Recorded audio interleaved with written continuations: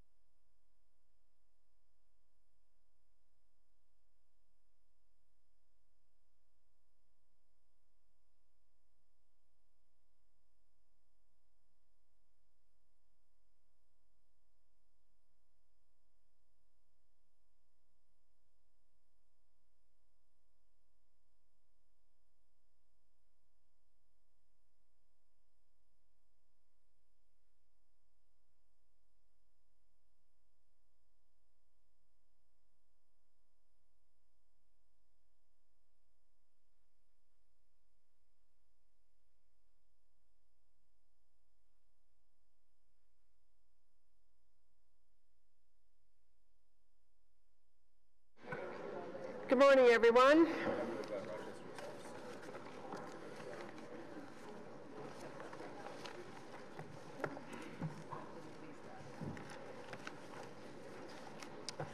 This is a public meeting to consider the proposed comprehensive official plan and zoning bylaw amendments listed as items 1, 2, 3, 4, 7, and 8 on today's agenda.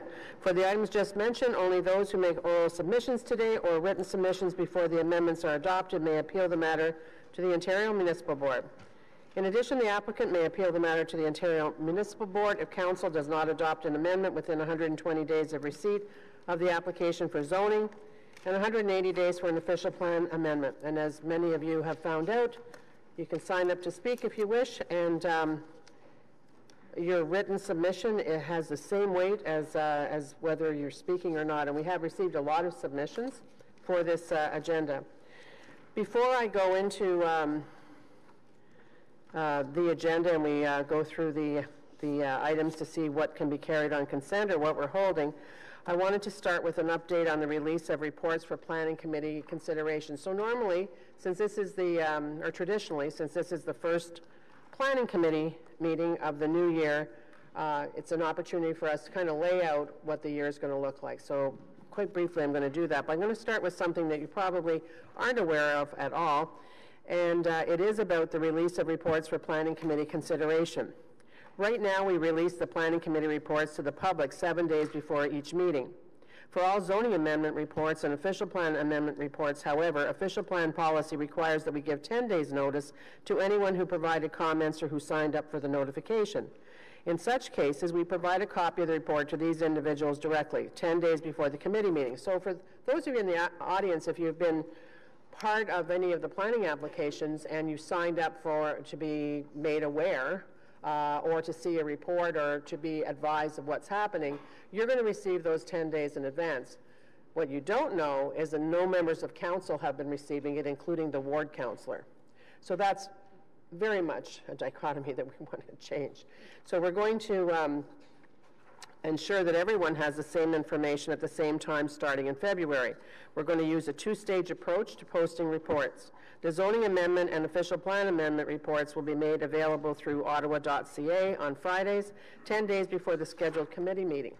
Then on the following Tuesday, 7 days before the meeting, all remaining reports will be added to the published agenda. I've spoken with Councillor Moffat, who chairs the Agriculture and Rural Affairs Committee, and he agrees with this approach. We're going to use the same procedure for any zoning amendment and official plan amendment reports going to the ARAC Committee as well as the Planning Committee. The City will review this new procedure later in 2018 when we go through our governance review, as typical, as part of a governance report going to Council, but this early release of documentation will further advance the City's transparency. So this first meeting of the year is a good opportunity to look ahead at a few items we expect to have before us this year, 2018. The application to demolish the Chateau Laurier garage is on today's agenda, but we do expect a revised development application soon for a new addition to the hotel. And of course, there's going to be public consultation on this important file, but that application will likely be before a Build Heritage Subcommittee that's chaired by Councillor Nussbaum, and then Planning Committee in the spring. We also expect to discuss several community design plans this year, including plans for Barrhaven South and Riverside South. Plans for Cleary and New Orchard areas are also expected, addressing the future development potential for lands near these two upcoming LRT stations. Expanding our scope even wider, we'll look more broadly at Ottawa's future when we consider a report about a planning study underway known as Ottawa Next. Public input is now being gathered for Ottawa Next, which will review the development environment in Ottawa and prepare scenarios envisioning our city's future beyond 2036. The study should be before a Planning Committee in July, and once received, it will be a guiding document used to inform the next version of the official plan. So we'll be getting a head start on the official plan, although in this case, it's kind of a late start because we were supposed to start it before, but as some of you are aware, we do have some appeals and that sort of thing. Staff should provide us, this committee will also consider several reports that could mean changes to many of the guidelines and regulations governing development in our city. Staff should soon provide us with a report with the results of a study on residential fourth density zones, for instance. And I look in the audience and I see that some of you are very much engaged in that process. The first phase of that study should provide clarity around multi-bedroom residences by setting maximum bedroom sizes and better defining dwelling units and bedrooms. We can also expect a report aimed at implementing official plan policies and new urban design guidelines related to tall buildings, addressing how high-rises should be designed. We should see a report on small-scale industrial uses in commercial zones that will look at allowing limited small-scale manufacturing and food processing in commercial areas, including micro-distilleries, microbreweries, and of course the ever-popular popcorn. And a report of the infill 1 and 2 mature neighborhoods, Papa Jacques. And a report on the infill 1 and 2 mature neighborhood bylaws will give us an opportunity to fine-tune the regulations which aim to encourage appropriate development in our oldest neighborhoods, and again, many of you in this room have been engaged in that process. Our city's development review process could also undergo some changes, particularly around the site plan control process and fee structure. The city uses the site plan control process to make sure land development is safe, functional, and designed appropriately, and that it minimizes potential impacts on neighboring properties. We should see a report by summer with recommendations about exactly what changes are proposed. I'd also like to take this opportunity to flag that we'll be hosting a major city planning event in Ottawa this year. And we'll tell you more about that as we get closer. Alain Migalis, who's here, is our lead. Probably many of you know him. He's quite famous for things that he's written, and he does a fine job.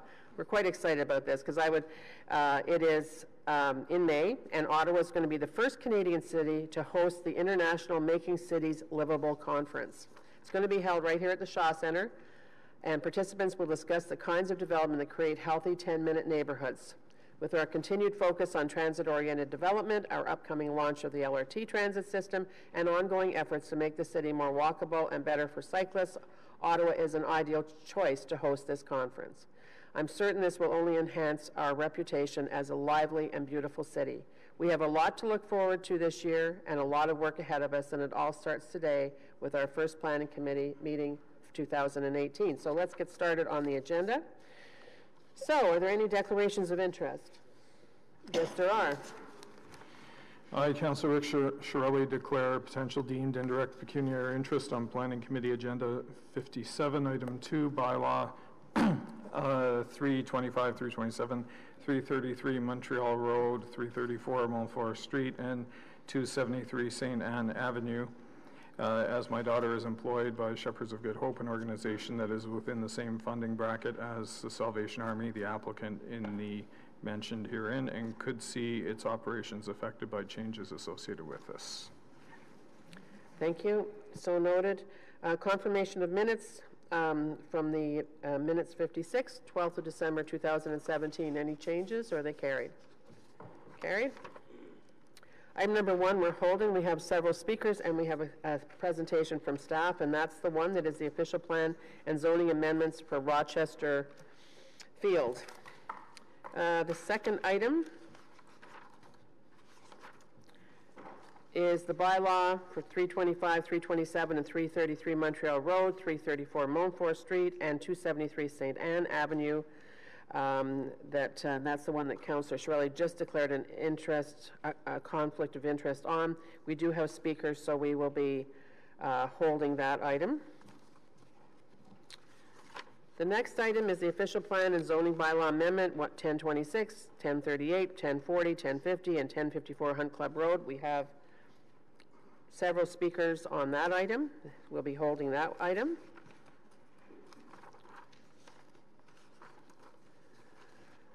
So item number 4 is a zoning bylaw amendment, 737 Silver 7 Road and 15 Frank Nybor Place. Councillor Hubley has a motion on that, and we do have Jamie Posen is here from FOTAN. Okay, Jamie, we're going to listen to the motion first, and then you tell me whether or not you still need to speak. Councillor Hubley, you want to put that on the table, please? Thank you, Madam Chair. Basically, it's limiting the floor space is what we're doing with the motion. My understanding is staff and the applicant both agree to this. So if you want, I can just go to the, therefore be it resolved, the Planning Committee recommend Council approve that the addition of a place of worship as a permitted use be limited to 500 square meters, and be it further resolved that there be no further notice pursuant to subsection 34-17 of the Planning Act. Thank you, Madam Chair. Okay, does anyone have any questions or one on the item or on the motion? So on the motion, is it carried? I should have asked you first. Did you want to speak to the motion? Okay, so if we're prepared to carry this item, do you still need to speak? Okay, thank you, Mr. Posen. So on this item, is it carried? Thank you, everybody. Item number 5 is the front-ending agreement, stormwater management ponds 1 and 2, Leitrim Road storm drainage system, north-south swale, and oversized trunk storm sewers in Leitrim community. I have Pierre Dufresne here from Tartan. Hi, Pierre. Does anyone have any questions? Pierre, do you have a need to speak to us if we're prepared to carry it? Okay, so noted. So is this item carried? Thank you.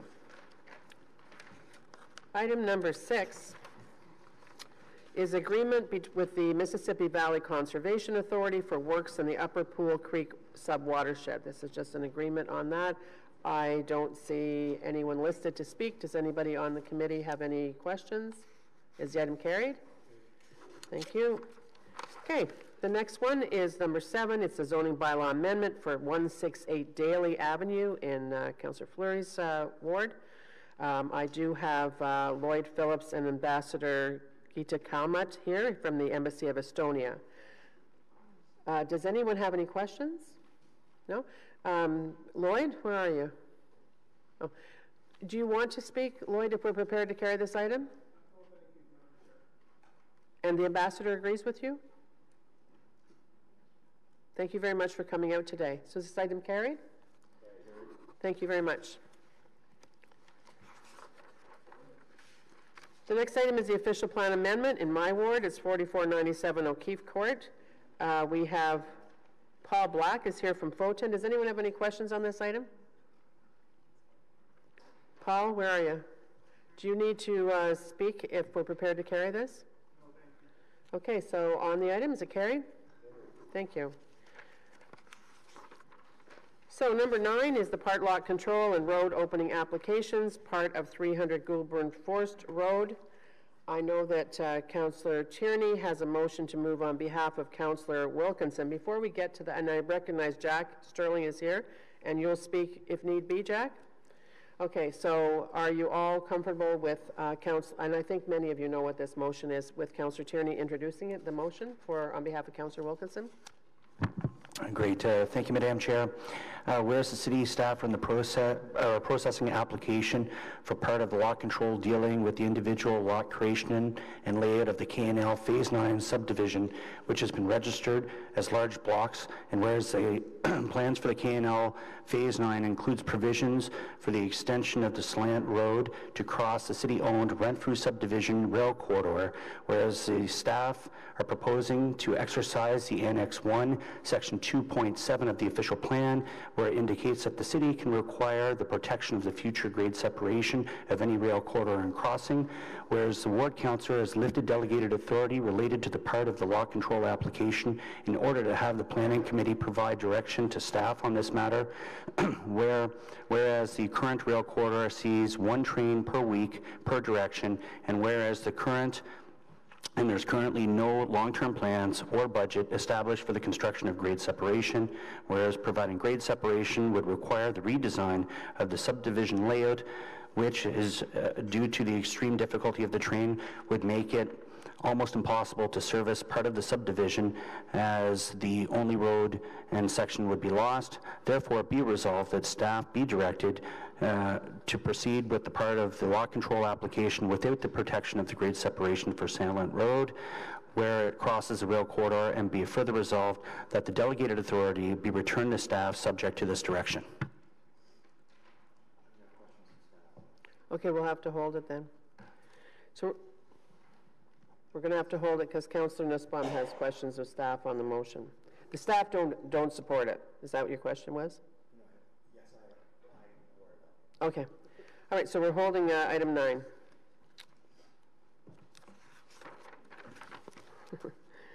Item number 10 is application to demolish the parking garage, Chateau Laurier, 1 Rideau Street, a property designated under Part 4 of the Ontario Heritage Act. We have a speaker, that Brian Murray, that wants to speak to that, and we have the applicant here too. So we'll be holding item number 10.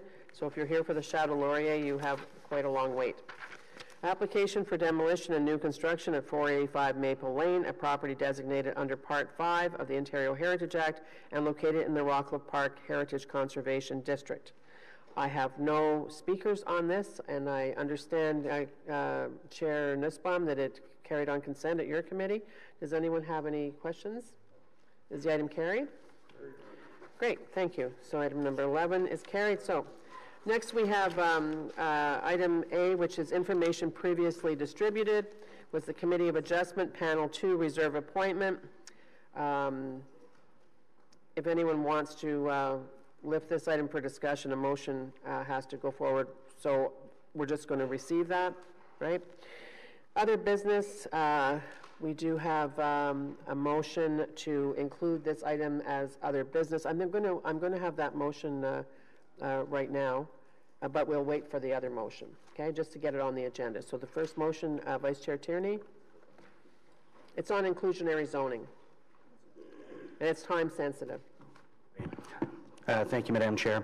Whereas the Ontario Ministry of Municipal Affairs and Housing published proposed regulations on December 18, 2017 related to the inclusionary zoning, seeking public comments by February 1st, 2018, where staff have reviewed the proposed regulations with the lens on providing council with the flexibility in its need to make decisions regarding how to best use the inclusionary zoning provision and make material improvements in Ottawa's affordable housing stock, and have crafted a motion on council's consideration in that regard.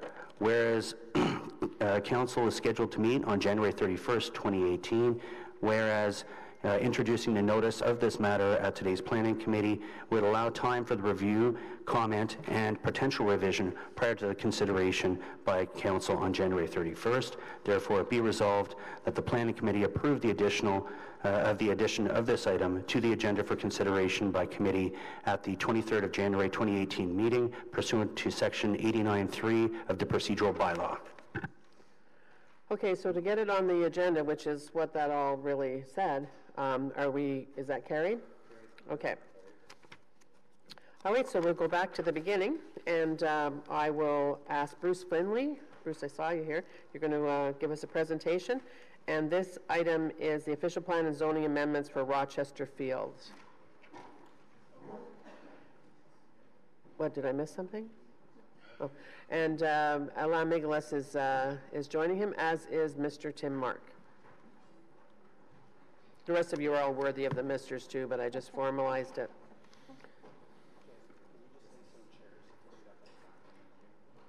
Can I what?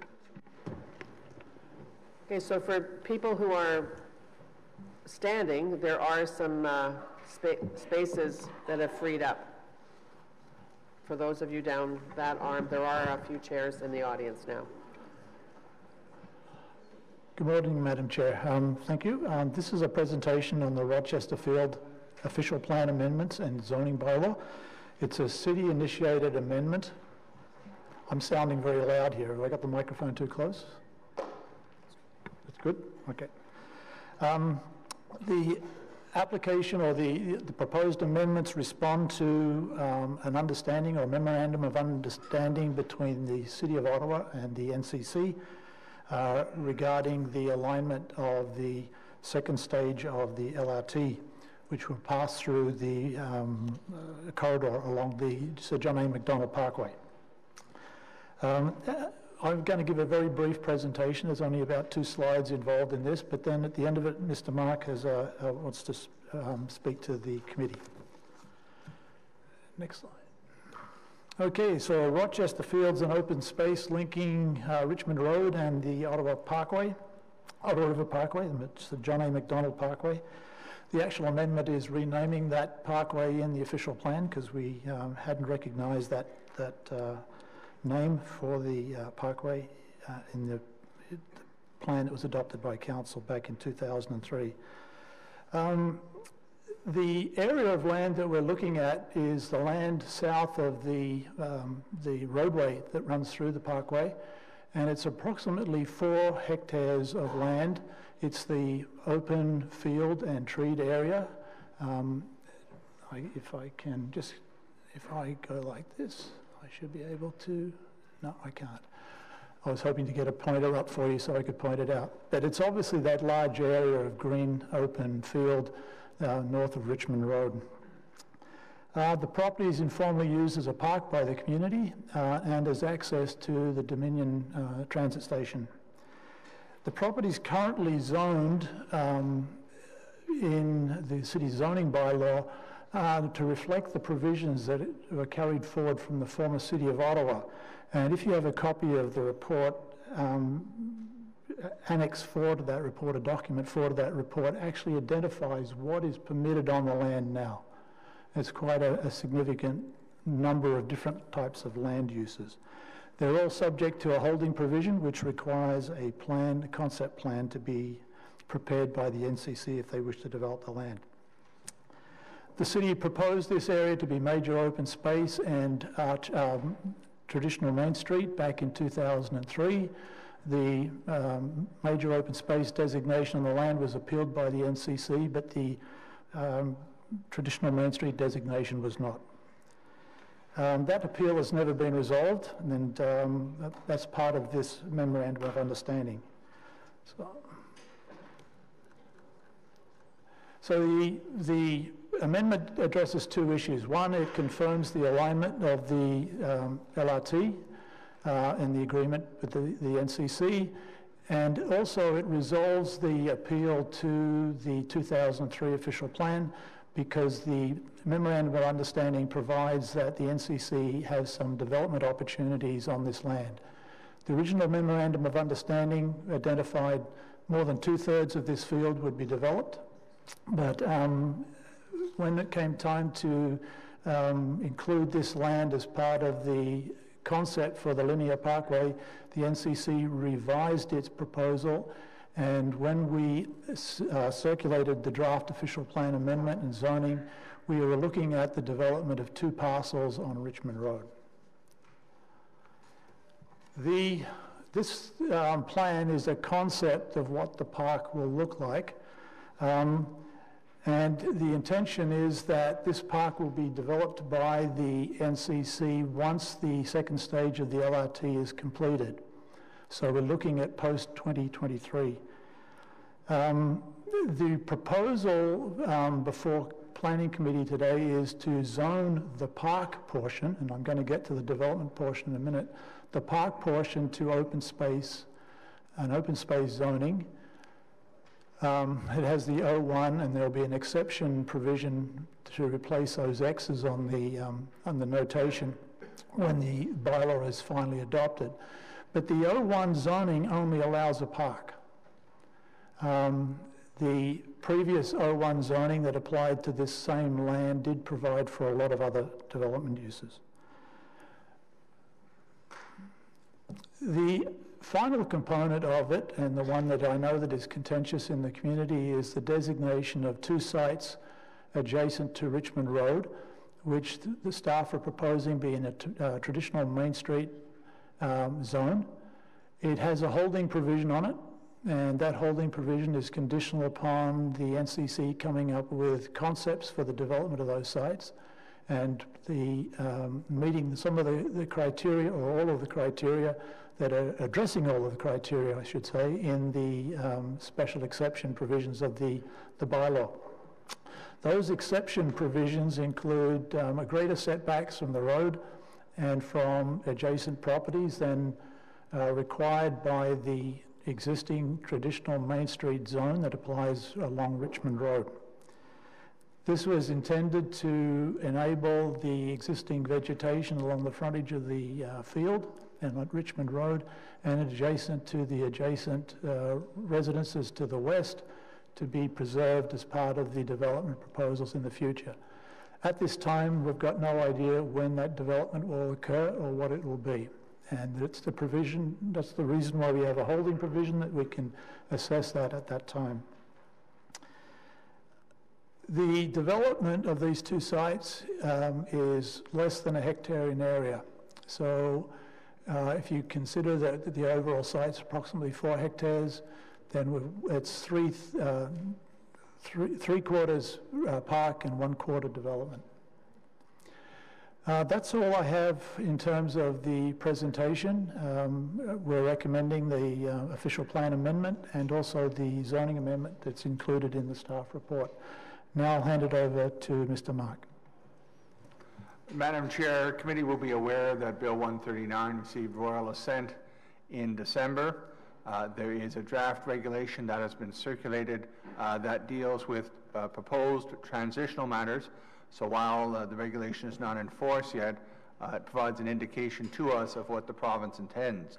And under that transitional regulation, these amendments, as staff-initiated amendments, would be subject to the provisions of Bill 139. And so as this is the first report that is likely to be subject to Bill 139, staff thought it worthwhile to bring it to the attention of committee. The test for the official plan amendment will solely be consistency with the provincial policy statement. The tests for the zoning amendment will be consistency with the PPS and conformity with the official plan. Should the amendments be appealed to the Ontario Municipal Board, there is a 2-step process. There is a summary first hearing that is based solely on the record that the city sends down to the board. So that's the staff report and the comments that are received. And there's no evidence otherwise called, no other documentation, no live witnesses. There is simply submissions by lawyers. I believe they are proposed to be time limited to 25 minutes for the city, 25 minutes for the appellants, and then the board makes a decision on the tests that I've previously spoken to, and if the board finds that those tests are met, it's over. If the board finds that those tests aren't met, then it's remitted to council. Council considers the board's decision, makes a further decision, and then there's the possibility of that decision being appealed. Thank you, Madam Chair.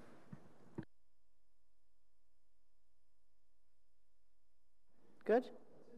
Good. Well, unless you all oppose, I'm going to go right to the delegations, okay? And even if you do, I'm going right to the delegations. Because that's what we usually do, right? It's how we roll around here. So, yeah. Okay, so for the delegations, we have several here. If you haven't been here before, Where the gentleman that we're just presenting to us were sitting, there is a chair right at this end over here. It says public delegations. When I call your name, you come forward. You have 5 minutes to speak once you start, and there's a button you press, and when your mic is red, that's when you're good to go. So the first speaker is Julia Clarkson. Julia?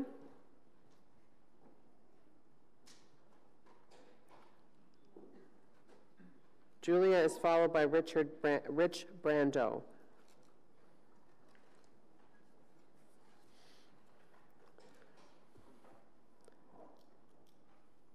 Welcome, Julia. Thank you, Madam Chair. Could you just... is that loud enough? Yeah, it is. Another thing that's very sensitive, and sometimes it's really hard to hear. I'm a quiet talker, too, and I'm nervous. So. Well, that's okay. Pull it closer to yourself. Is that good? Yeah, okay. I think so. So I don't have a slide presentation. I'm just going to speak from my own little written comments here and hopefully meet your 5-minute deadline. I live on Mansfield Avenue. I'm about 2 streets over from the southwest corner of the Rochester Field property. I moved there about 5 years ago. And one of the main reasons I purchased there was to enjoy the green space along the river, the parkway and the field and everything else that goes with it. The fact that the neighborhood was mature and not stuffed with infills and multi-story apartment buildings was a large part of its appeal. I looked for a while before I bought that place. So you can imagine my distress when just a few weeks before I moved in, I became aware of the LRT proposal. And the desire of myself and my neighborhood to remain less commercial and more natural was made apparent through its efforts to keep the LRT buried and out of sight. So as mentioned in the city's community development plan for the area, the community treasures its open space along the SJAM, including Rochester Field. Rochester Field is considered a major part of this community. People flock to this area. I have yet to use the path on either side of the parkway without coming across other people enjoying it. The peacefulness derived from the river and its surrounding landscape does not need significant development to be truly appreciated. Any future development of this area should be in line with that culture, not contrary to it. So I'm obviously strongly opposed to development there, but I'm not naive enough to know that it's not going to happen. I just hope it happens in a smart way. The city is historically opposed to having this portion of the field lose its open space status, as we've all heard. The city's formal plans are aimed at keeping a green space corridor or a gateway to the river and the pathway. They agreed to develop with the NCC the northeast portion of this property, and I can only assume their reluctance, they had a reason for that, and I hope it was because they recognized the value of green space to our health, physical and mental. Developing the northeast makes more sense to me.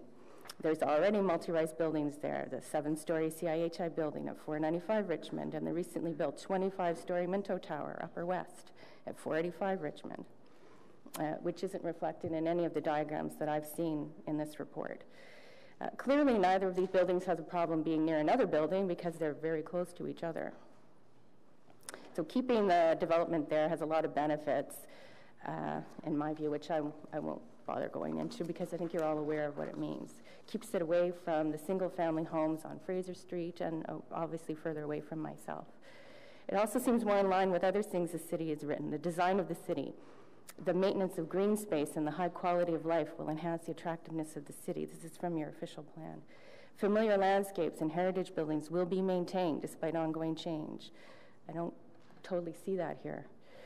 I suspect that the lanes for CIHI and Upper West locations could be extended to provide access. You guys talk about needing to build a road and traffic lights to get at any development that might be in the northeast. I don't know why, if that wasn't an issue when you made the agreement after the 100-day discussions, I don't know why it's an issue now. The NCC website comments that Rochester Field was to be bundled with Maple Lawn to maintain a heritage theme. A mid-rise building doesn't meet this goal. All of the Maple Lawn buildings are within the R10 zone height of 8 meters, as is the zone for my property and the property south of Rochester Field. So to me, 6 stories is over 3 times the height of that. It's too high. A low-rise property of maybe 4 stories would be preferable. I mentioned in my submission that there's a place going on at 5th Avenue and the driveway called the Queen Elizabeth. It's 3.5 stories. It was limited to that height to blend better with the neighborhood there in the glebe, limit the amount of shading, maximize extra light at night. We have 1 minute left. Pardon me? Thank you. Okay, so I don't know why there has to be continuous zone there. Why can't you have a break of open space in a TM zone? You guys mentioned a 12-meter setback. That's nice, but that's a maximum. I don't know what the minimum is. Is that an effective setback? Do you need these buildings? If you rezone there, are you going to start allowing rezoning in other parts of the neighborhood, making it very commercial and less residential? Traffic implications, parking implications. I don't want my street to become a parking lot. You guys mentioned that as a concern in your document 5 comments, but I don't see anything being done to prevent this from happening. I don't know why the corridor has to be in the middle. I don't know why that TM zone has to be on the southwest. Why can't it be pushed to the northeast, or at least to the east, rather? And why can't it be wider? Julia? Just hang on, because your counselor, Jeff Leeper, has some questions for you. Your time is up, but he's going to ask you some questions. Okay. Thank you very much, and Julia, I really appreciate your coming out today. And I particularly appreciate your pragmatism. The original 100-day deal would have seen something like 2/3 of Rochester Field developed. Yes. We're down to 18.5%, yes. And that is in return for the ability to bury our LRT underneath the Sir John A. Macdonald Parkway, which obviously has city building benefits in terms of extending our transit. Mm-hmm. So the pragmatism that the community has demonstrated to date has been very gratifying. As I listen to your comments, it sounds like you're not necessarily opposed to any development on Richmond Road, but that there are better configurations for it, that we're sort of getting close to where we need to be, but that there are tweaks that could vastly improve this for the community, for the preservation of the green space. Right. Is that, am I hearing you properly? Yeah, I mean, I would prefer no development. I don't think that's realistic. I think the development should be pushed further from the homes, not just my own, but particularly the people on Fraser. I think that would be horribly tragic if they went out in their backyard and looked at this. Now, of course, we don't know what it's going to be, and that's part of the problem, but once you open up the ability to put in the 6 stories, other places have pushed that to 18 stories, it would be horrible. And so the further away anything like that is from a person's backyard, the better. And if the other side doesn't have any of that, why aren't you looking at that area? And that's interesting. A little bit later, I'm hoping to show the concept plan that the NCC approved that shows the buildings on the site, because I think that will make it clear what the community is concerned about. Right. There's a 15-meter gap right now between the 2 proposed TM traditional Main Street buildings, and the building that is on the southwest corner is really close up against the residential development on Fraser. Mm-hmm. The community is asking, why can't we move that building that's in the southwest corner closer to the buildings on the east to create something contiguous with a wider corridor? Does that sound like the kind of solution? That would be better.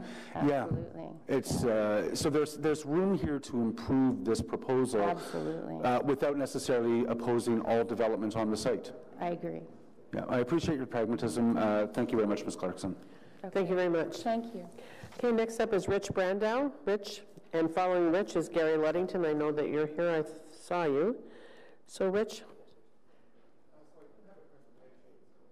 I sit here? Or how does this work? Okay, he has a presentation.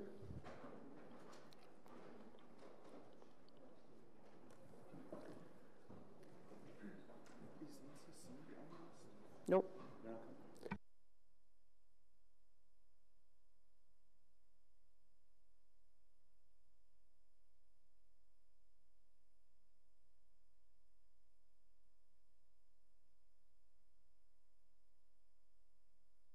Sir, you have to put your mic on, and you have 5 minutes. Thank you. So this slide is just to make sure we're all on the same page. The point is that there's nothing inherently required about traditional Main Street on this particular site. For one thing, there's R1 on one side and traditional two-story on the other side, so it's not like this needs to be zoned traditional Main Street, even if it's going to be developed. So the thing is, that's what the plan amendment is for today. That's why we're here. But this is a plan amendment. There's not something inherent in the city's plan that makes this a traditional Main Street site. Again, because of the changes that we have to make in that zoning, the tweaking the setbacks, means that it's not such a great fit in the first place. So back in 2015, there were some consultations that the NCC ran about the waterfront linear park concept that they wanted to build. So who's that guy?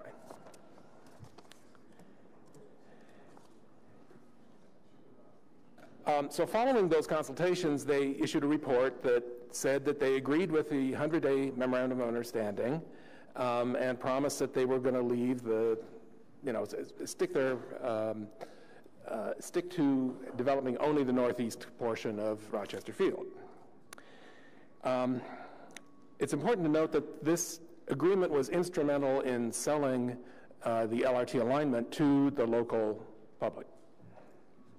So then there were more consultations. And here's some pictures. Now, it's worth noting that these consultations weren't just about Rochester Field. They were the entire length of this, end-to-end waterfront linear park. And that's great if you're trying to, prove out the concept of a waterfront linear park end-to-end. But the fact is most attendees had little reason to know or care about Rochester Field. But we do. So we'll zoom in on Rochester Field. And this is an overlay of the proposed amendment. And here I'm overlaying Byron Linear Park. And there's a reason for that. Now, Byron Linear Park wasn't part of the plan. It wasn't part of the consultation for the waterfront linear park. And most of the people who attended the consultation wouldn't know Byron Linear Park from Times Square. But it's an important part of how to get traffic into pedestrian traffic into Rochester Field and promote waterfront activities, which is the point of this waterfront park. So it's a collector of all of the community activity that goes into Rochester Field. And it obviously is right next to Rochester Field. So this is probably a familiar picture. This is document 3 in the package that you have. And it's presented by the NCC as, I think, to document the park part of this development, and not so much the development. I couldn't tell you what all those pieces of the drawing are, but it's very pretty. The park itself, however, has some big problems. First, just overlaying the plan amendment. So the northeast corner of this park, in fact, that entire stretch that was originally in the MOU said to be eligible for development, is separated from the rest of the parkway by the trench that is the LRT, where the LRT enters the tunnel again. So that means that basically there's a big fence there. So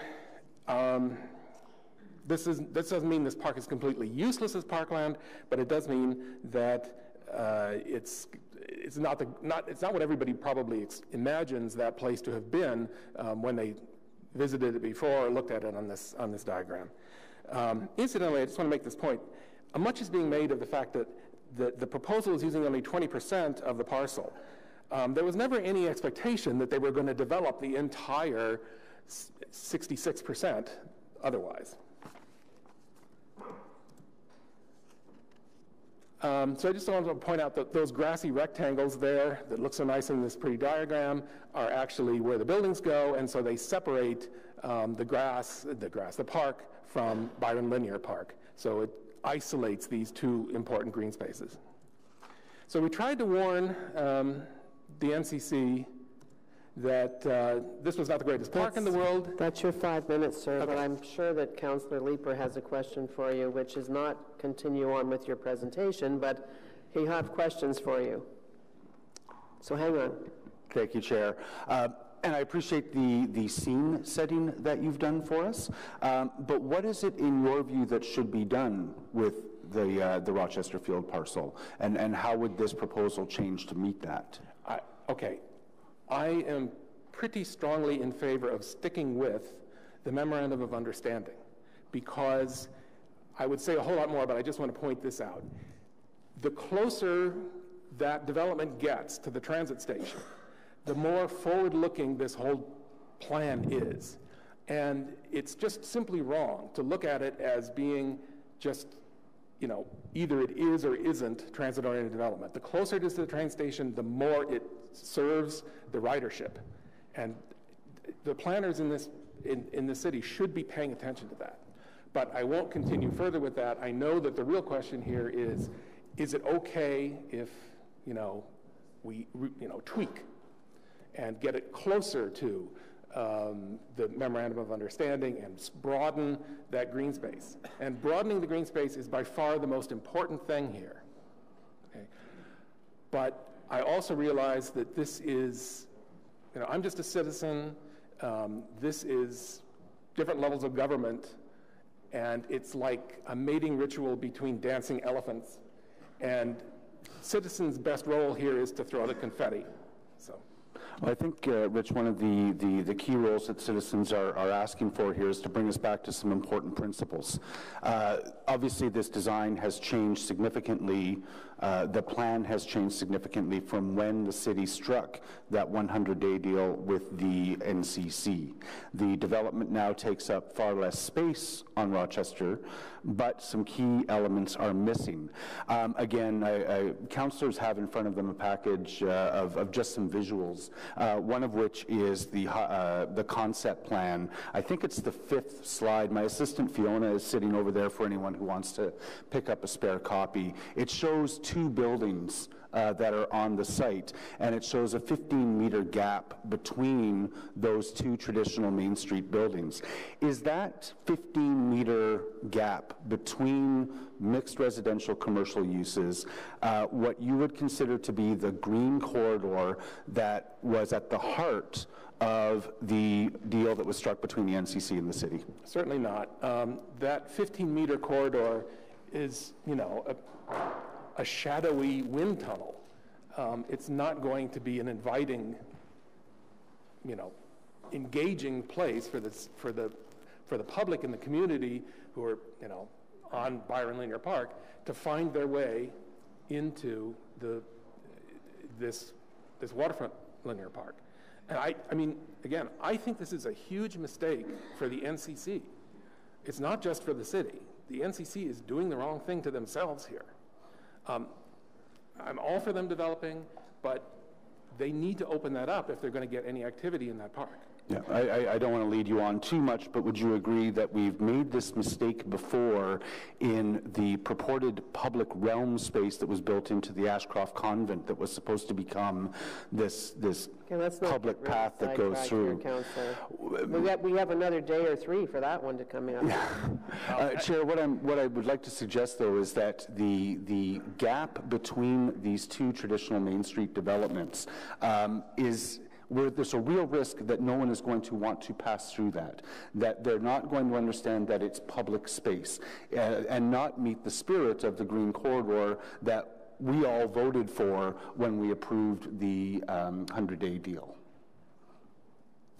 So we've, just my explanation for why I'm asking, I think Rich has answered it. Yeah. Yep. Thank you very much, sir. Thank you. Alana or Bruce, do you have any comments? Sorry, Alana or Bruce, do you have any comments on anything that you just heard about proximity to stations or whatever? Thank you, Mr. Brandau. Gary, come forward, please. Well, if you don't, it's fine. No comments. You're good? No comments? Okay. So after Gary is Paul Pearl. Paul, are you here? No, don't come up yet. Gary's first.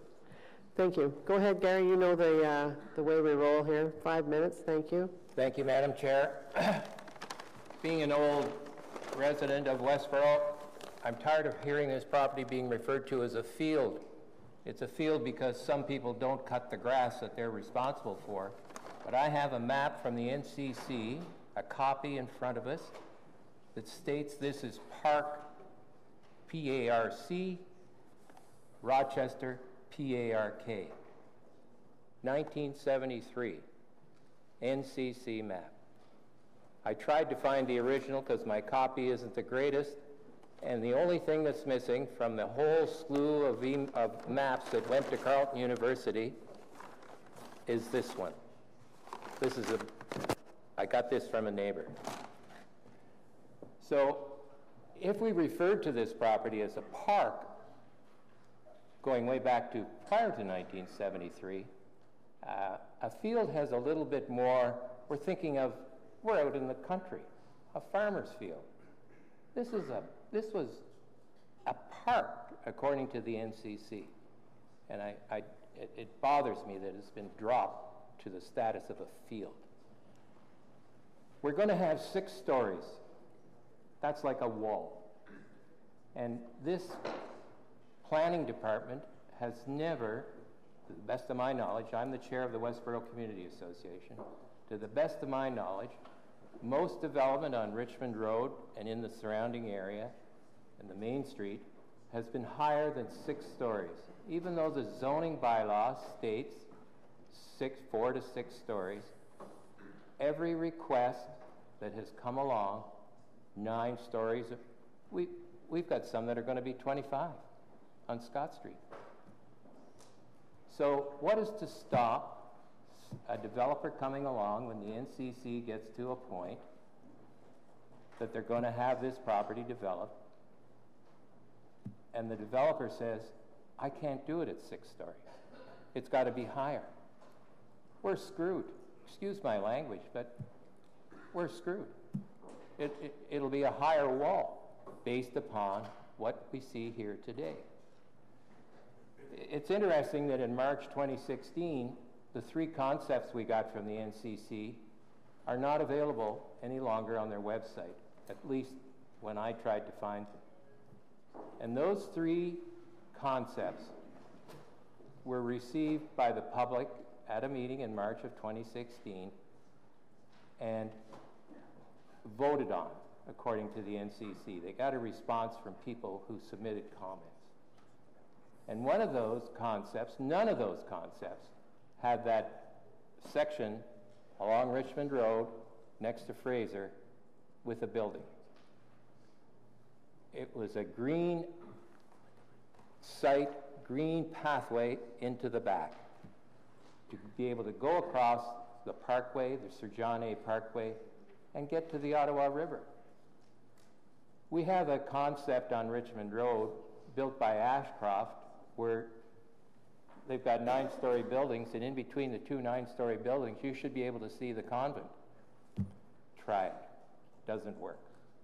If you're driving by, even if you're walking by, and I'm not sure why you'd want to walk there because it's always in shadow, you don't see the convent. Not unless you walk between the 2 buildings. So it's an example of what doesn't work. We submitted our comments. I hope the members of committee read these comments. I'd appreciate it if you go back if you need to. The other interesting part of all of this is we're participating in the city's pre-consultation process. We've signed non-disclosure agreements. We've participated in a huge number. This application was not part of that process. Why not? This is a huge impact on the community. Why couldn't we have been part of that and got maybe somewhere further down the road with what was being proposed? Our request to you as a planning committee and to be approved by council is that we go back, take another look at this, maybe a planning charrette so that we can have the community, have the NCC, and have the city meet and come to an agreement on what works better than what is being proposed. This has been going on. In 2003, The NCC filed their appeal with the Ontario Municipal Board. Gary, Where? your 5 minutes is up. Thank you. Thank you. Guess what? Just sit there for a minute. Don't turn off your mic. Councillor Leeper has a question for you. Thank you very much, Gary, and keep that map handy after the meeting. I want to take a closer look at that. It's the first time I've seen the physical copy, I think. What could work better on this site? In his opinion. Of course, implied. Well, it's in my opinion, as chair of the Westboro Community Association, and it's my opinion from what I heard at the public meeting in March of 2016, the idea of building down next to the Keg Manor, there was one of the concepts of the 3 concepts was to go down there and turn the corner actually with building back there, leaving the west portion of this site open green space. What is the importance of that open green space? They're trying to give us an alleyway or a view or whatever, a pathway to the Sir John A. Macdonald Parkway, the green space in behind, and the river. And I cited the example of Ashcroft where you can't see the convent, and the only reason you get in back there is because there's a pathway. But if you don't go between those 2 buildings on Richmond Road as part of that Ashcroft development, you really don't get to see the convent.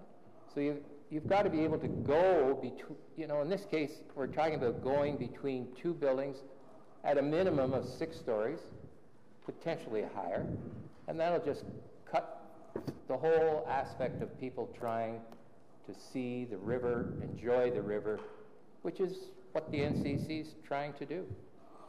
The connection between our Byron Park, which is receiving renewed attention, and the Sir John A. Macdonald Park, where we have that opportunity to create a real link and bring people between those 2 parks, would be lost. I'll just quickly make note for councillors and those who have the package, and again, I hope I'll be indulged in putting it up on screen.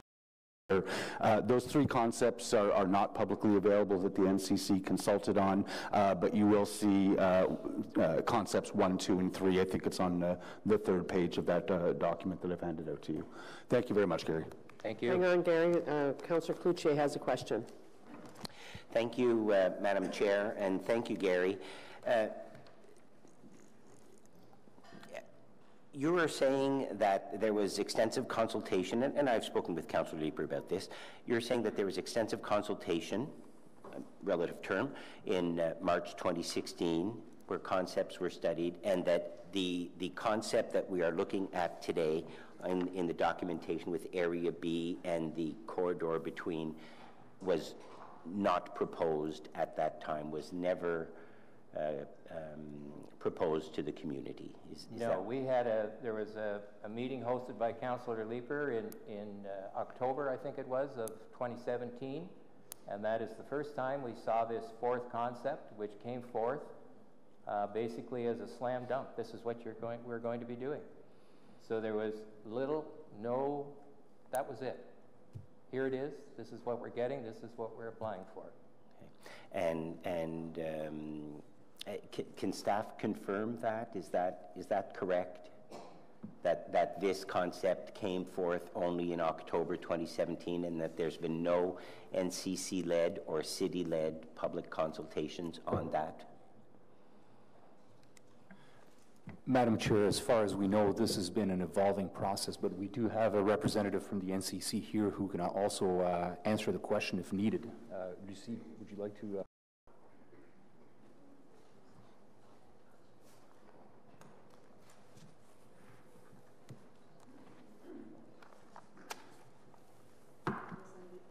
I'm Lucie Bureau, Director of Long Range Planning and Transportation. Could you speak a little bit louder, please? Yes, I can. So the NCC did go to public consultations with those 3 options, and then an option that took the best of the 3 options was developed and brought to our NCC board, a public board, for approval. Okay. So, Merci. Merci, but what I'm hearing is, so no, there has been no NCC-led or city-led public consultations on the option that we're being asked to look at today, and from the First Lady's submission, and from my looking at it, the western portion and the abutment on Fraser Avenue appears to be an issue. So, thank you. Those are my questions. Those are my comments. Thank you. Thank you, Gary. So Paul Pearl is next, and then followed by Mark Kwichinski. I hope I didn't crucify your name. But you'll be up after Mr. Pearl. Yeah, I think the mic is off set. Put it right in the middle of where you're speaking, and turn it on. Press the button so it goes on. Press the button. There you go. Oh, there you go. Thank you, Madam Chair. I'd like to register my opposition to the above, to the official plan and zoning law amendments. I oppose the proposal to redesignate the land within approximately 100 metres of Richmond Road from major open space to general urban area for the following reasons. 1. Previous consultations on this matter did not include contemplation of mid-rise buildings. All the options presented for consultation suggested that the maximum height of buildings in Rochester Field would be low-rise. This change to mid-rise denigrates the purpose and integrity of the consultation process.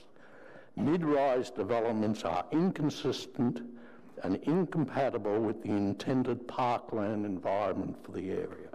2, the development was originally to be located in the northeast corner of the field.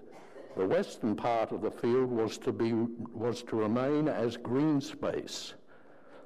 3, the Kitchissippi ward already has less green space than most other city wards, and we should not have to give up what little green space we already have. 4, most importantly, a wall of buildings along Richmond Road, except for a small access corridor, will make the park uninviting for local residents, hiding most of the green space from view.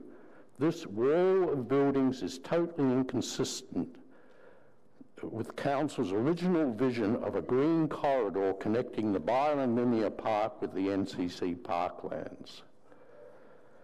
There are many viable options that have not been fully explored. It makes much more sense to develop the northeast end of Area A, that's the northeast corner of the whole area under consideration, as originally planned, because it is closer to the transit way. It makes station, and within a 500-metre walking distance, that will encourage more people to use transit, which is very much at the heart of Ottawa City's plan.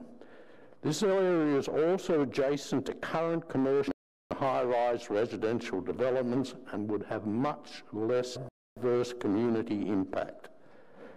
It is acknowledged that the access costs of this location may be higher, but this would be far outweighed by the benefits achieved in terms of transit ridership, and greatly reduced community disruption.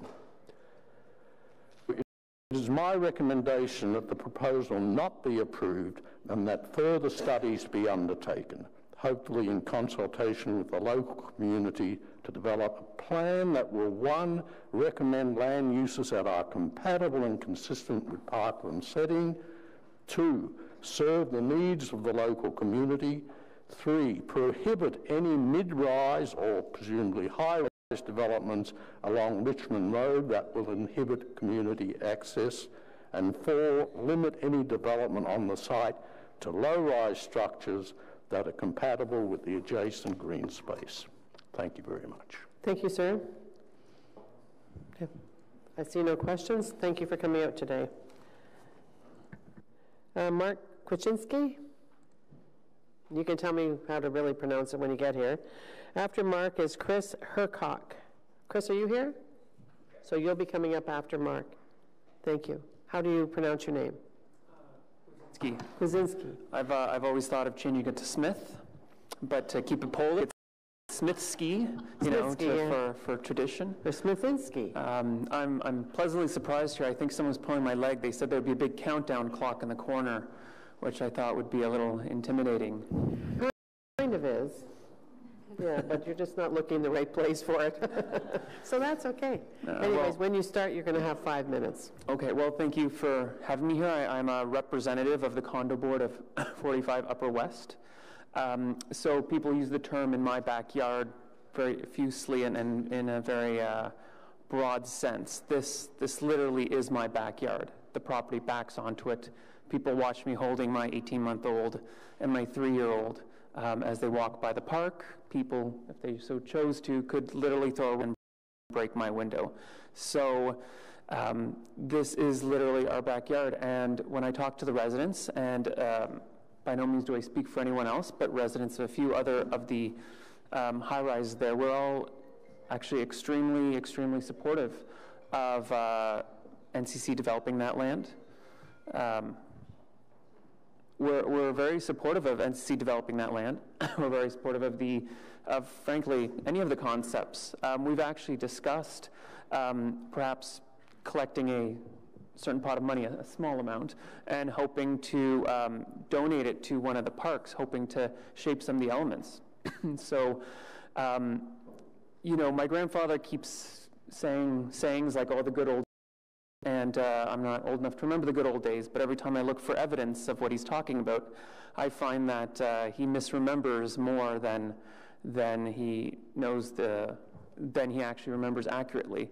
So when I first moved to Westboro, I read a book called Early Days in Westboro Beach, where they talked about the history of this land. And the history of this land is very simple. It is before the Parkway, before NCC land, it was Richmond Road with linear parks on Rochester Field leading to the waterway. This is not a new crazy development. This is the history of the land. And at the same time, the development was very similar to what's being proposed by the NCC for a very simple reason. There is no other reasonable way to place a road. All the other, Rochester Field, all the other land is privately owned. If you wanted to put the development in the northeastern section, you'd have to build a road on Rochester Field anyways, because there is no place to build a road. The development is by Richmond Road because that's where the land is the most expensive, and NCC requires that revenue. So it's either 16% along there or 33% somewhere else. So we see this proposal as a very reasonable, mild return to history. Anyone who lived there thinking that in perpetuity would not be accessible and that empty field of land would not be consumed at some point, I think that they may have not done their homework. I also go near that field every single day. I look out on the northeast corner. I look out on Richmond Field every day. And this impression that the community and my council is trying to make of people walking down Byron Park and enjoying Richmond Field and playing and frolicking in the grass is a figment of most people's imagination. What you haven't heard here is my volleyball team plays its tournament on Richmond Field, because they don't. You don't hear about, oh, my kid's birthday party was there and we had balloons and streamers and beaver tails, because you don't. The portion that NCC wants to develop is simply too close to Rochester Field for most people to feel, too close to Richmond Road for most people to feel safe using it. For lack of a better term, it's dead space. People walk behind there, and then they turn right onto the northeastern corner, and that's where they liked to let their dogs out. That's where they like to play. But now, because of the tick outbreak, people use it only as a path. The grass is too tall. Most people don't feel comfortable with I don't feel comfortable with my 18-month-old running around there. Most people don't let their dogs run. They don't picnic there. On some parts that are cut, they might, there's one picnic table, and they might eat their lunch, but People don't use this field in the way that they're expressing right now. I see it every day. It's a footpath to LRT, and that's about it. If it was converted into parks with benches and cement and manicured trees, people would use it far more. The community would enjoy it far more. As it stands right now, we like the idea of the field, but I see every day, you know, people use it as a thoroughfare, but that's about it. It isn't. So there, Mark, you didn't have to see it coming down. The countdown just came right at you. Thank you very much. Hang on a second, because Councillor Leeper has some questions for you. Mark, thank you very much for coming out, and thank you very much for expressing a position that I have absolutely heard in the community. We're hearing a lot from people who are very opposed to this particular configuration, but I have heard from a few people who have expressed a different view. We can have a discussion about what space is useful for at some other time. Okay, you're going to ask a question, right? Okay. There is obviously you're expressing the view of, I don't know, Robert Moses in the 1940 that parks are only useful if they're programmed. Obviously, an environmental awareness of what open space is useful for is rather coming than up. soliloquies and things like that, can we just get to the question, please? It would be quicker if I wasn't interrupting this, Madam Chair. Well, then, you know, I have another way of interrupting you. So, question. So that's an interesting discussion. We'll have that at another time. But I guess my question for you is, would you oppose, like, is this the perfect plan, or is there room here to balance the different perspectives here? Would you oppose creating a wider corridor from Richmond Road to the river if we could do it? Would you oppose a bigger break on Richmond Road, or do you feel that it needs to be filled in as a positive? Well, with all due respect, I think you're asking the wrong question. You know, would I like to have my cake and eat it too? Sure.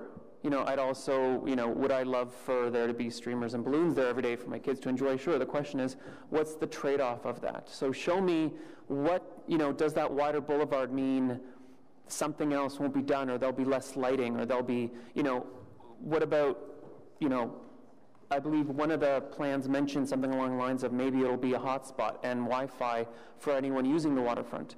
Does that, you know, will that be gone? So, you know, are you saying would I want more? Sure, I want more. Where's the less going to come from? And I look at the current proposal, and I like our concerns are actually not with the proposal. Our concerns are actually with lighting.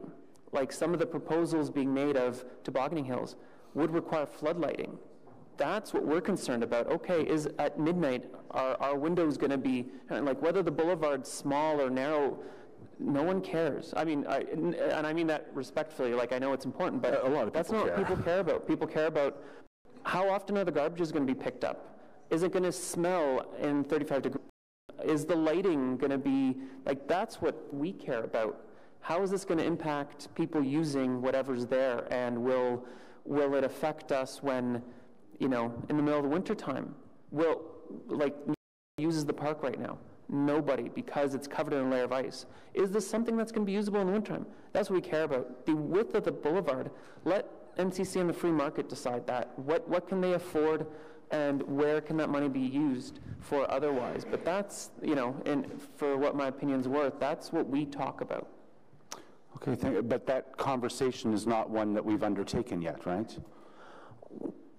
People are undertaking those conversations. But not with the NCC. You're incredibly or with competent at your job. I'm sure you have thought and discussed those already. Like you wouldn't be this far into step one if you haven't thought of possibilities of step 2 or 3 or 4.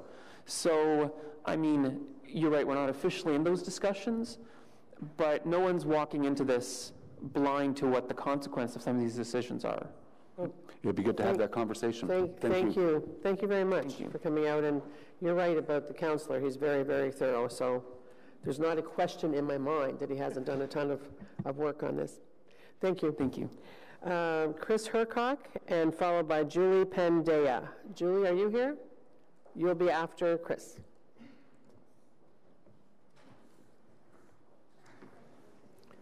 Good morning, welcome. Madam Chair. Morning, Planning Committee. As you know, you have 5 minutes. Okay. I will start now then. Okay. I'm Chris Hercock. I'm a resident of McKellar Park. I use Rochester Field every day on my walk home from Dominion Station. And I'm here to express a sentiment that has been common to some of the speakers before, as well as many of my neighbors. And that is to express profound disappointment over the potential development of Rochester Field. And also to voice support for Councillor Leeper's position in protecting this space, and ask to have a delay in any proposals leading to its loss so that the communities have a fair chance in seeking Rochester Field's preservation.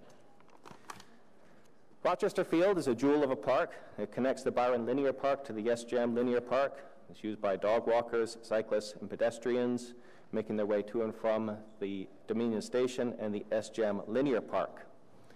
It has heritage to it. It was bequeathed to the NCC by the namesake Rochesters, who gave it to the NCC for its preservation, from what I understand. It is a part of what, if I can paraphrase Madame Chair's opening remarks, part of what makes our community so vibrant and livable. It's part of the reason why my family moved to McKellar Park 5 years ago, and it's incredulous and short-sighted that we'd be willing to give up the space so easily. With the arrival of the LRT in 2022-23, Westboro and McKellar Park will face unrelenting pressure for intensification and development in the generations to come. I ask that we be smart about it. The little green space we have must be afforded the highest level of protection, and however fraught this issue is with some of the political dealing until now, I ask you to look upon our history and look upon our planning boondoggles of the past, and to say that we should not be giving up green space so easily. Now I'm directing my next comment to the NCC representation, and that is if any reduction in green space is allowed to proceed, it will be another chapter in the NCC how it is not living up to its mandate in land conservation. The few community consultations that have taken place have been more paternalistic lectures on how it's going to be, and our community members have not had the time to understand the loss at stake and to voice our concerns. The bottom line is that this is a jewel of a space, and it should be a non-negotiable between the city and the NCC, a sentiment that has been expressed by some of the residents before me. And I ask that the City of Ottawa and the NCC delay any proposals or propositions that would further see the space developed, and to allow us the chance to convince NCC and City in any proposal leading to the loss of our park space forever. So, thank you for your attention. Thank you. Councillor Leeper has a question for you.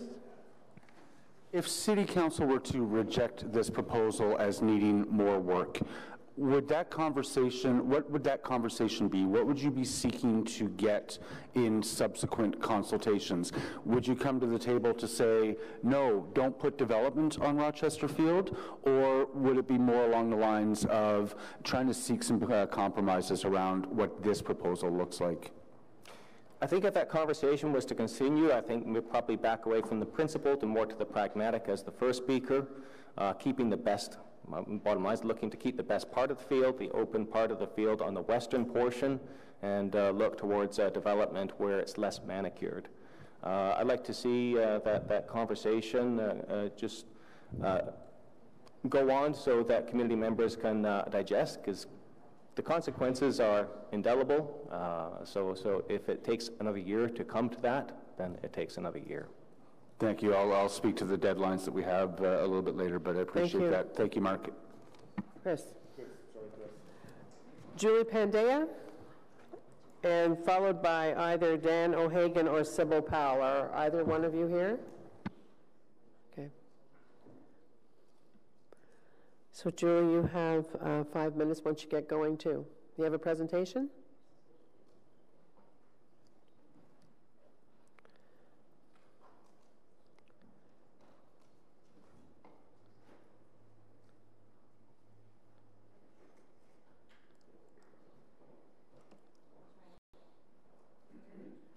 Yes? Now can you hear me? Oh yes, Yep. now you can.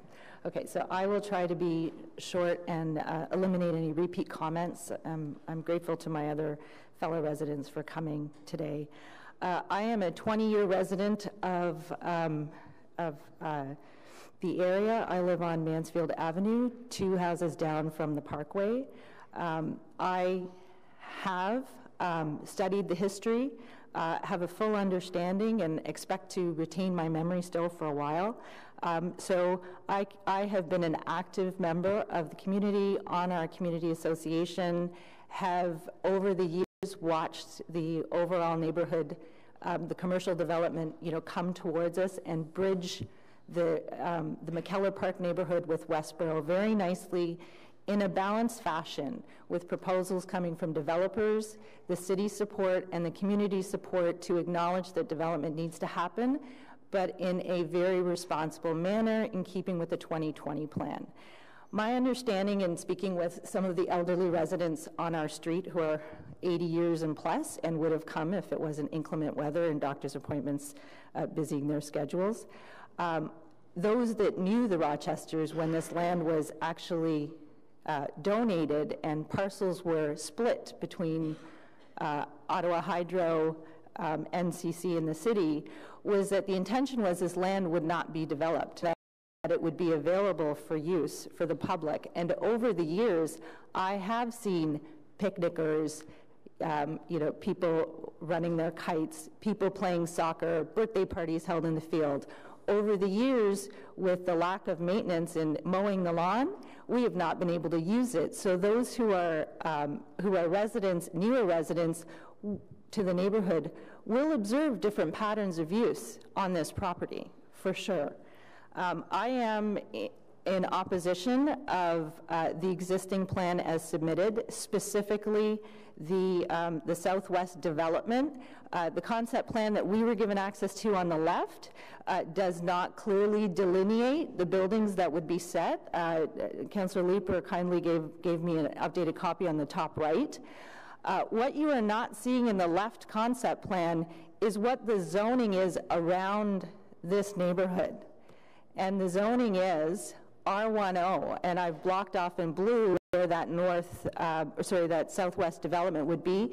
It would abut directly upon Fraser Avenue. There's an inlet of 3 streets that have long-standing residents who've lived there for years for a reason. They like the access to the parkway, the green space, the openness.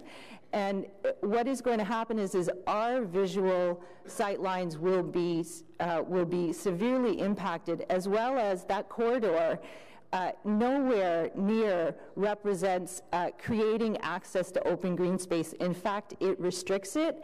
And when I look at the NCC's plans to promote the use of green space, recognize that the need to get northern access across the parkway is a good objective, but it's not achieved by developing our property. And I say our community property. This has been part of our community. McKellar Park was, this sort of landscape has been in place since the 1950s. We're not opposed to change, radical change in something that's not in keeping with the total surrounding neighborhood is what we are in opposition to. And the NCC's, this one particular parcel of land, it's already in multi-use. It's part of maybe the parkway, but it's also part of our community. And I believe that is lost on the individuals who are putting forward the proposal. And I do also agree that we were not properly consulted in this program. And it is unfortunate that you have a strong representation here of individuals and community members who fight very hard, with the city to ensure that we protect Linear Park and Rochester Field. And, we weren't quite aware that was then contradicted in the Memorandum of Understanding, and we're back here again to protect Rochester Field, but now also to protect ourselves. Those that are on Fraser, they did not buy with the intention that they a 6-story development in their backyard. Again, I am fully in support of development, but not to the extent that it will severely impact a long-standing community framework that's been in place. Thank you. Thank you very much. Thank you for coming out. No questions? So It says Dan O'Hagan or Sybil Powell from the McKellar Park Community Association. You're both coming up? He's here to take over when I pass out from nervousness. Oh, come on, Dan, you've been here before. It hasn't happened yet. Yeah, but you're pretty intimidating. You made it through the storm today, too, so. No. Anyway, between the two of you, you have 5 minutes. Okay. Thank you.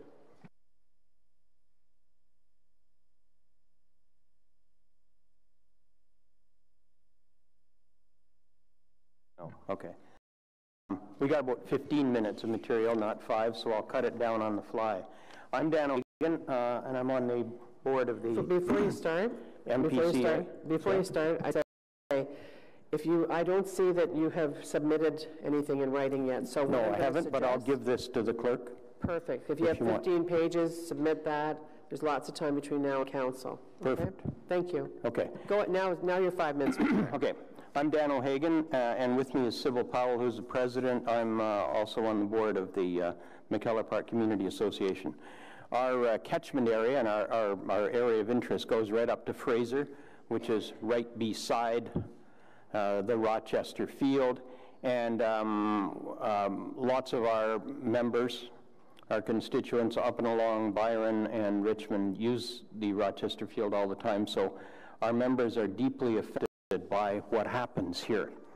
I want to say that we have no problem with the redesignation of about 80% of Rochester Field as open space. Keeping 80% of the field as park is what virtually everybody wants, and I think you've heard that today. Not from everybody, but from most people, so we're grateful for that. Our problem is with the 20%, where it comes from and what's on it. And with that, we have a lot of problems. Our strong preference, and virtually everybody in the community with this, would be that this was also designated as park or open space. As you know, this was in effect the position of the city as well until the 100-day agreement. The NCC didn't agree, used the 100-day agreement in our view to extract some commitments from the city, and that brings us to this room today. As the documentation for this meeting notes from the staff, the agreement between the city and the settlement of the outstanding appeal of the city's official plan requires the city to permit some development on Rochester Field. That's from the staff report. So by the agreement, the NCC has a right to ask for some rezoning, and the city has an obligation to give it some rezoning if it wishes to ask for it. But as Councillor Leeper has pointed out, the city is not obligated to approve zoning changes that are significantly different in letter and spirit from the arrangements worked out as a result of the agreement. And from our point of view as a community association, even more so, it's not obligated to approve something that is widely seen in the community as not having been subject to real consultation. I'd like to go back with you just for a few minutes or a few seconds, a couple of minutes to the meeting. Gary Ludington referred to it, Councillor Leeper has referred to it. It was Councillor Leeper's meeting, by the way, in October of 2017. It was not the NCC's meeting. The NCC had a series of consultations, put out 3 concepts. The 3 concepts, or Councillor Leeper has them for you to see. In October of 2017, Councillor Leeper held a meeting for the community, and the NCC presented a concept for Rochester Field that we had never seen before and on which we had not been consulted. That was the first thing. That was the first shock at that meeting when people came in. There were 60, 70 people. Pretty well everybody left angry and shaking their heads. But it wasn't the only thing that I remember from that meeting. The first was that we hadn't seen before and we hadn't had an opportunity to consult. It was also made clear that the NCC has no immediate use for this property that it wants redeveloped as traditional Main Street. It doesn't know when it's going to activate this designation. It doesn't know what's going to go on it. This was all very clearly made at the presentation by the NCC person. And finally, the thing that has stuck in my mind since that meeting is that the person from the NCC made very clear that the NCC wants this traditional Main Street designation because it needs the money. In other words, the NCC's intention with respect to this property is driven by financial considerations and not by design considerations. Back to the 1950s, when the NCC was set up, it was supposed to be an alternative to development decisions made by the profit motive. It was supposed to make the city a place that's attractive for tourists, visitors, and people who want to come to. This isn't it, frankly. I think organizations, like people, have their good days and they have their bad days. This particular proposal from the NCC is not the NCC on one of its good days. I think this committee would do itself, the city, the community, and the NCC a favor by saying, this is not really acceptable. You know it's not acceptable. It's not driven by the highest standards of the NCC historically. Take it back, do a real consultation with the community, and bring it back when there's been real consultation. Thank you. Councillor Leeper has a question for you. Yeah. Thanks, Sybil and Dan. Again, the same question. If council were to reject this proposal in order to send it back for some further consultation, what do you think the flow of that consultation would be? What would you like to talk more with the NCC and the city about? Okay. I wouldn't like to see this come out of it. As I say, this is not the NCC on one of its better days. But as I get older, I come to the conclusion that what I want is democratic process. I'm prepared to put up with just about anything if I know that the people involved have had their chance to talk about it, if there's been consultation, discussion, real consultation, and some kind of input from the people who are affected. This isn't it. This hasn't been done. What would I like at the end? I'd like to see a real process. I'd like to see real consultation. Gary referred to as a planning charrette. I'm not even sure what a planning charrette is, but it sounds like a good idea to me. There hasn't been any of that for this. And I don't think the NCC would be all that upset if you told them, take it back, work on it, consult with the community, and come back with something that's better. Dan, wouldn't that conversation just turn into a don't develop Rochester Field? See, I don't know. I don't know about that. You've had a number of people here, and they've all said, take it back and rethink it. Rethink what? What comes out at the end of the rethink? I think you got to listen to your people, the constituents in your ward, and they're all saying, take this back and rethink it. Well, give us a chance to think it. I don't know what will come out of that rethink process. It might be this. It might be all of Rochester Field is developed. It might be none of Rochester Field is developed. But I know that we haven't had a chance to talk with the NCC. The NCC are the only people that have any running room on this. You are obligated to give the NCC something by the 100-day agreement. They don't have to ask for it. So send it back and say, is this what you want? Thank you. Thank you, Chair. Thank you. Thanks for coming out today. Okay. David Brosco. Oh, what? Oh, there's, hang on. Who is it? You, Jean? You, Riley? So neither of you do? Okay. Thank you very much for coming out. David Brosco, and followed by Diana Partridge. Diana, are you here? Okay. So David, you have 5 minutes.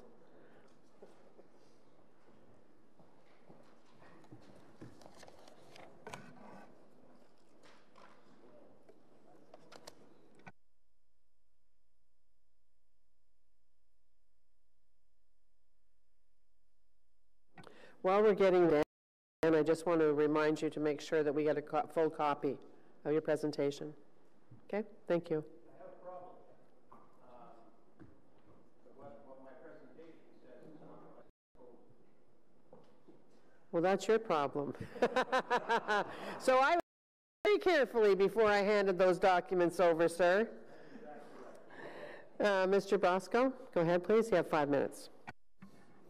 Okay. Thanks very much. So I'm one of these people who is, again, very close to the park. This is actually my front yard.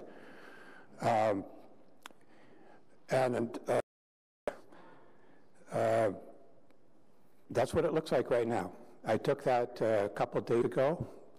You can see the river through the trees. You can see the trees in the summer. You can't see the river, but it's there and you know it's there. And this is the only area along Richmond Road where this is the case. So I would like to see no development, obviously, and that's probably a pretty naive assumption on my part. Kitchissippi needs parks. It's been identified as a deficit, not necessarily green space, but parks. Now, another member mentioned that the property was sold to the NCC on the understanding that there would be access to the river and to the parkland. I don't have that documentation, but I believe that to be the case. It's been common knowledge in the neighborhood for a long time. But my beef with this today is maybe getting a little into the weeds and go back to the document that you have and look at the amendment to master plan, which nobody has really talked about yet, and compare that to the rezoning. So these get a little washed out, but there's the amendment to the master plan. So you can see Fraser just to the west of this parcel. This is what is being proposed to be changed from green space, open space, to general urban. Here are the zoning changes. So the 2 sector area Bs are going to be changed from the current open designation to TM, according to the proposal. And so we look at those two at the same time. So the proposed amendment to the official plan is on the left and the zoning's on the right. I've just put the amendment to the official plan now, and I've put it on top of the zoning. So there's a section right there that I want some answers about. Why is that being changed in the official plan if it's been rezoned? That should be open space as far as I'm concerned. I want these things to be rezoned, but if they are, at least get your act together and get this together. And maybe I'm naive and there are reasons why you have made these changes to the official plan, and I'd like to hear what those are. So, my question then is, I want to make sure that whatever happens here, there is some kind of access from Richmond Road, from Byron Linear Park, to the rest of Rochester Field and to the river. And if you change the official plan and make that general urban, there's no guarantee of that whatsoever. Now we take the concept plan for Rochester Field and we take those together. I put the proposed amendment on top of the concept that we have. We see there's no consistency there either. The NCC has development in the areas that are going to be rezoned. So to me, all of this is premature. We have no site plan. We have no idea what's going to go in that area. Let's dial it back and come back at this when there's a much more definite plan about all of it.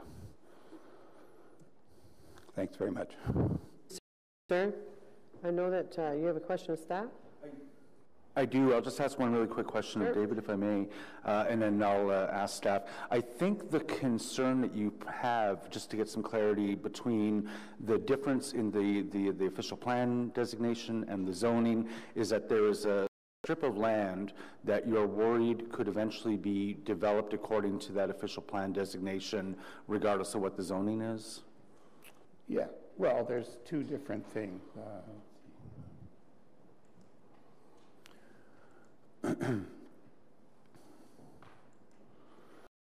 So there's an area along Fraser there that is parkland according to the zoning and is going to be general urban according to the official plan. The access from the back, from the northern part of Rochester to Richmond Road is also going to be part of the general urban. There is no indication in the official plan that there is an access way through that, whereas it's common understanding in the community that that was always the intention of the original owners when they deeded the land to the NCC. Okay. And maybe I could ask staff, can you address this question of the likelihood of that undesignated or unzoned area eventually becoming developed? How do we have those guarantees that the rest of it is going to remain parkland? Okay, so I want to go back.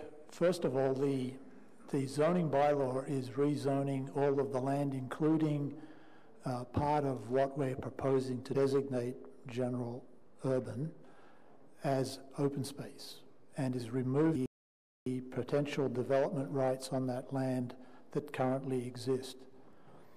The fact that we designated that block general urban is more a practical thing than anything.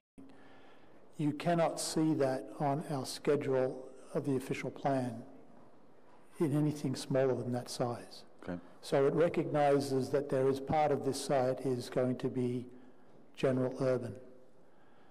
The zoning applies all the way to Richmond Road, and the zoning, the open space zoning, is permitted in both the major space designation and in the general urban designation. Most of our parks in Ottawa you will not see on our official plan, but they're zoned to protect them as parks. So this was just simply a technical way around some awkward problems with the scale of our official maps and still protecting the corridor and the zoning. The TIM zone that applies to the two parcels fronting on Richmond Road can only be changed through a zoning amendment, which would bring the NCC back to the city if they propose to change the configuration of those zones.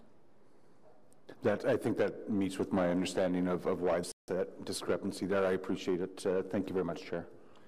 Madam Chair, if I can also add, the delegation also raised the issue of the lands that are closer to Fraser.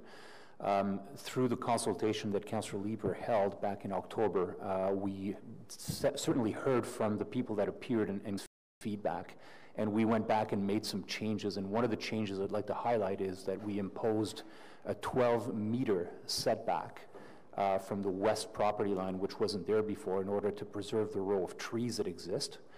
And we also imposed setbacks from the traditional Main Street in order to preserve the row of trees. So these are two things, back to Bruce's point, that if nothing is done today, will not exist as requirements. Again, I mean, what's in front of committee today is taking away development rights from the NCC and bringing in open space protection for 75 of these lands. Thank you.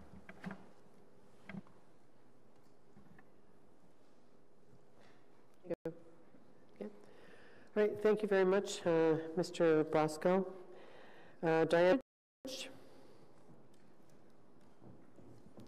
And that's all the speakers lined up once Diana speaks. So you can sit right there. Do you have a presentation too? Yes, I do. Okay. Very short. How do I make it? Like that? Okay. Okay, is it on? Yes. Hi. I'm a resident I live on Byron Road. We look across the street at Rochester Field, but I'm also here. I'm going to show you pictures in a second. I'm also here as a mother and a grandmother. I want to protect this space for our, So, this is actually a view of Rochester Field from the north side of Byron. You can see the linear park. You can see, these are actually some students from the school. They come down to have their lunch, sitting on the park bench, and they're looking across, and they're sitting there because this is a peaceful place.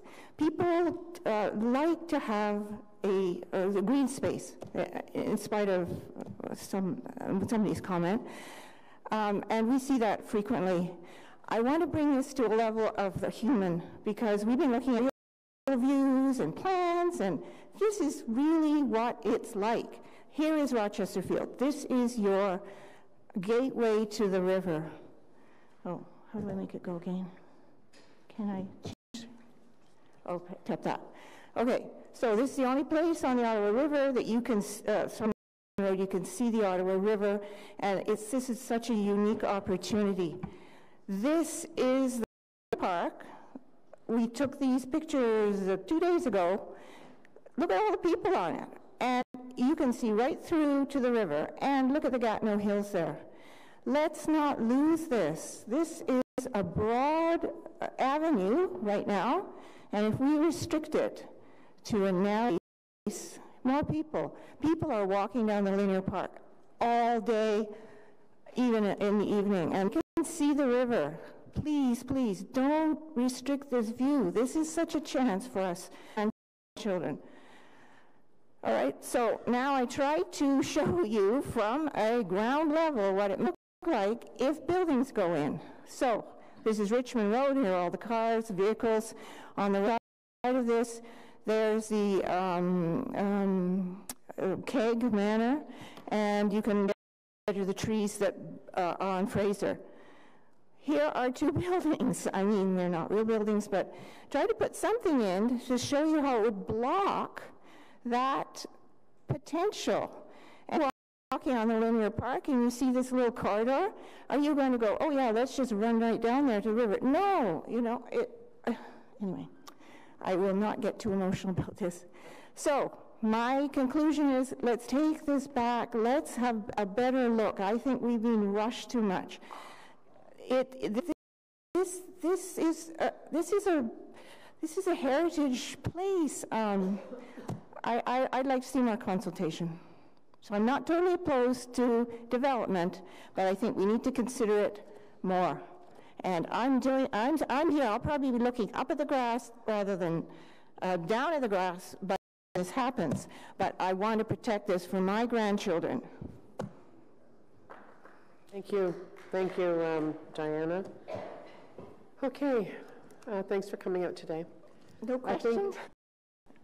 Councillor Leeper, do you want to... Sure. I'm not sure what you're going to do, but I think, are you just going to sit here? Yeah. I'll just sit here, yeah. Okay. So those are the end of the delegations, I assume, and I've asked the chair for some indulgence. Each of the councillors, you've received just a quick staple deck. I just want to take you through in, I think, 2.5 minutes what you're looking at, because a number of these documents are not available publicly, and I think that they'll add some urgency to the question that we are asking today.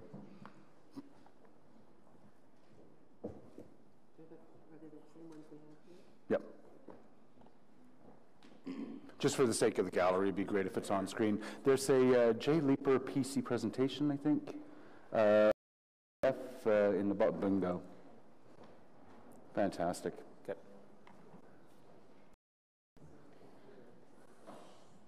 Thanks, Alain. Just a quick perspective on what I think we're we're making a decision on today. I've highlighted first the language that is in the 100-day MOU. You all voted in favor of this. This was language that came to FEDCO and then it went to City Council. And I think that the important part of it is that, we were a fairly significant development on the site, but we wanted to preserve the west hand side. That's what we voted on when the 100-day deal came. On the next slide,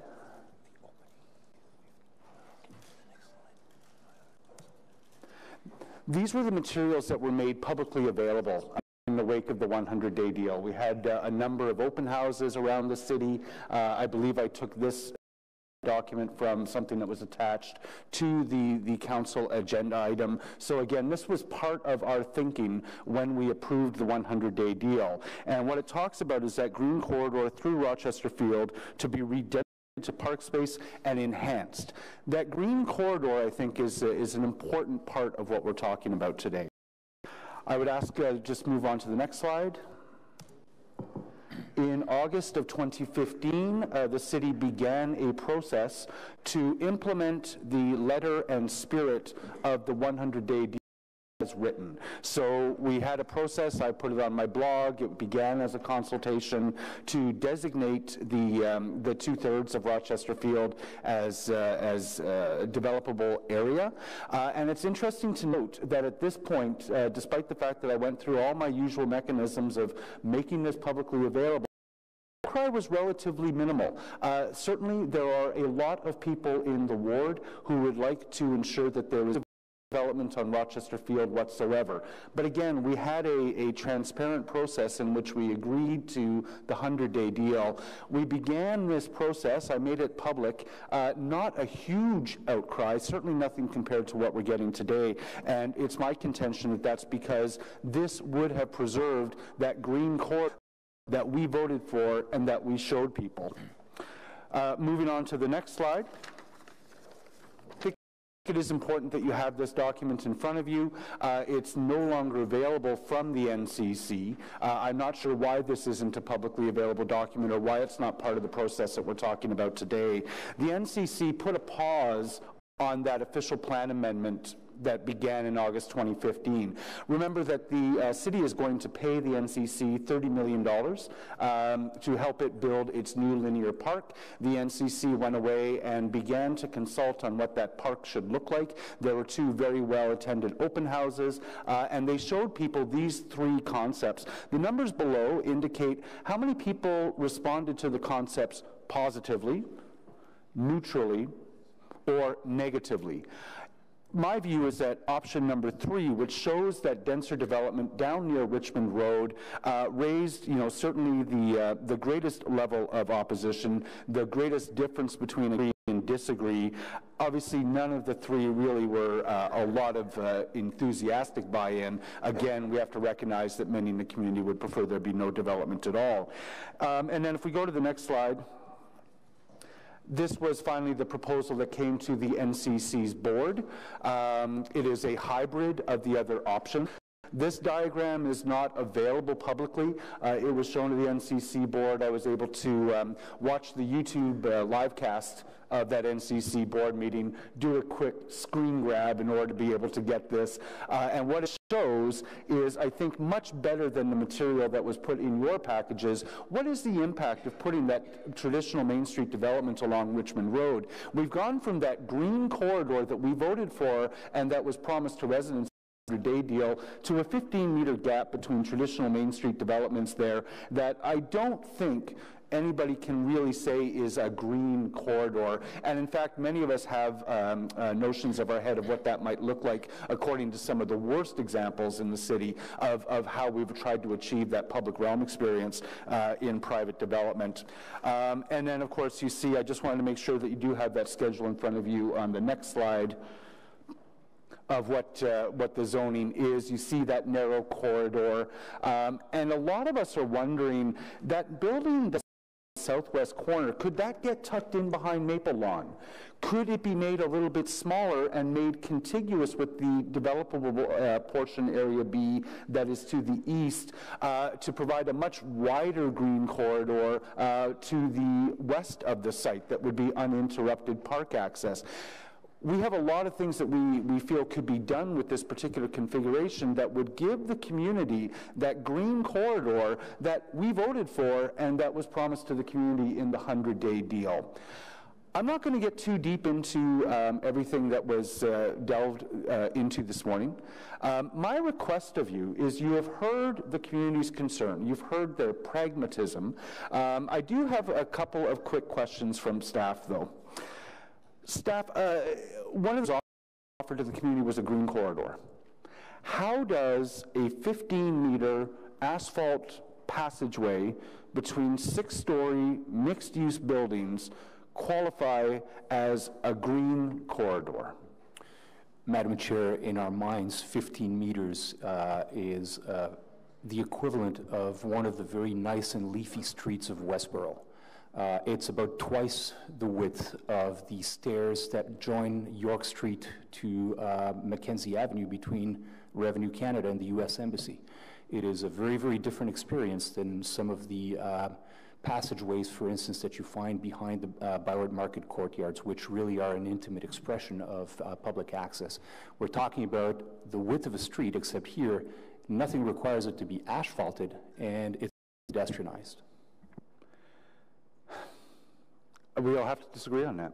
This is only slightly larger than the passageways at Q West, for example, that are supposed to lead to the convent site, which are not an inviting pedestrian cycling connection at all. In fact, they keep people away. The opportunity, I think you've heard from the community, is to rethink this configuration with some tweaks to provide for an uninterrupted green park connection between Richmond Road, between Byron Linear Park, and the Sir John A. Macdonald Parkway. Is one of the things that I think needs to be asked is, this is not the city's proposal. We've brought forward the rezoning, but the actual design, is this something the city is a proponent of? Did we design it, or are we putting forward something that the NCC is seeking? Madam Chair, that's a really good question. The city is not the proponent of this design. What we have done is we have placed a holding on the zoning so that further discussions can be held, and that further discussion can lead to perhaps reconfigurations that might better meet the aspirations of all the parties. It is an NCC proposal, which they developed on the basis of the information they received from their exercise that they ran through us in terms of setting up what they consider to be their requirements under the terms of the 100-day agreement. But nothing in what is in front of committee today would preclude passages from being configured in a different shape, certainly not passages from being green. That was one of our questions. The footprint of buildings can move within the Area B that we've outlined, but even to one of the delegation's questions, the application of the general urban area to a slightly larger square would allow for a manipulation of footprints that might reflect, perhaps when the day comes for an actual proposal, further discussion and further design attention. When the NCC consulted on its 3 options that are in the package, it came away with the in its what we heard document with the priorities that it heard from the community, and the community's priorities were pedestrian access and experience, protecting and maximizing green space, user safety, and view of the river. I'm guessing it is not the city's assertion that this is the best way or the only way to achieve those objectives. Rather, it is the NCC that is saying this is how we accomplish those. Madam Chair, there is never an only way, as we all know, but in terms of what we saw, the part of the input that we got, that we received at our office from community representatives, was that the presence of the meadow that exists in what previously was supposed to be developed was also of value. We also saw a proposal that was attempting to group the right elements in the right So it made some sense to us, and that's why we're recommending it, to have the green space as part of the continuation or the continuum of the corridor that's along the river, while maintaining that accessibility, a green corridor to reach it. At the same time, as we heard from one of the delegations, developing in behind might introduce a building footprint and a building profile that could affect the backdrop of Maple Lawn.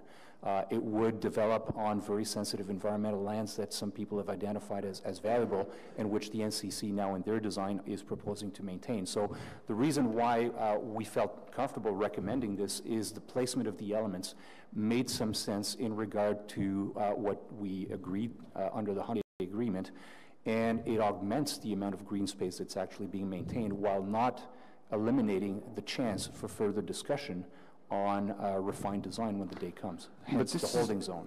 But this is a very, I don't know so far as to say shrink-wrapped zoning, but you have some very specific setbacks on two parcels, a zoning line that defines the width of the corridor between those two buildings.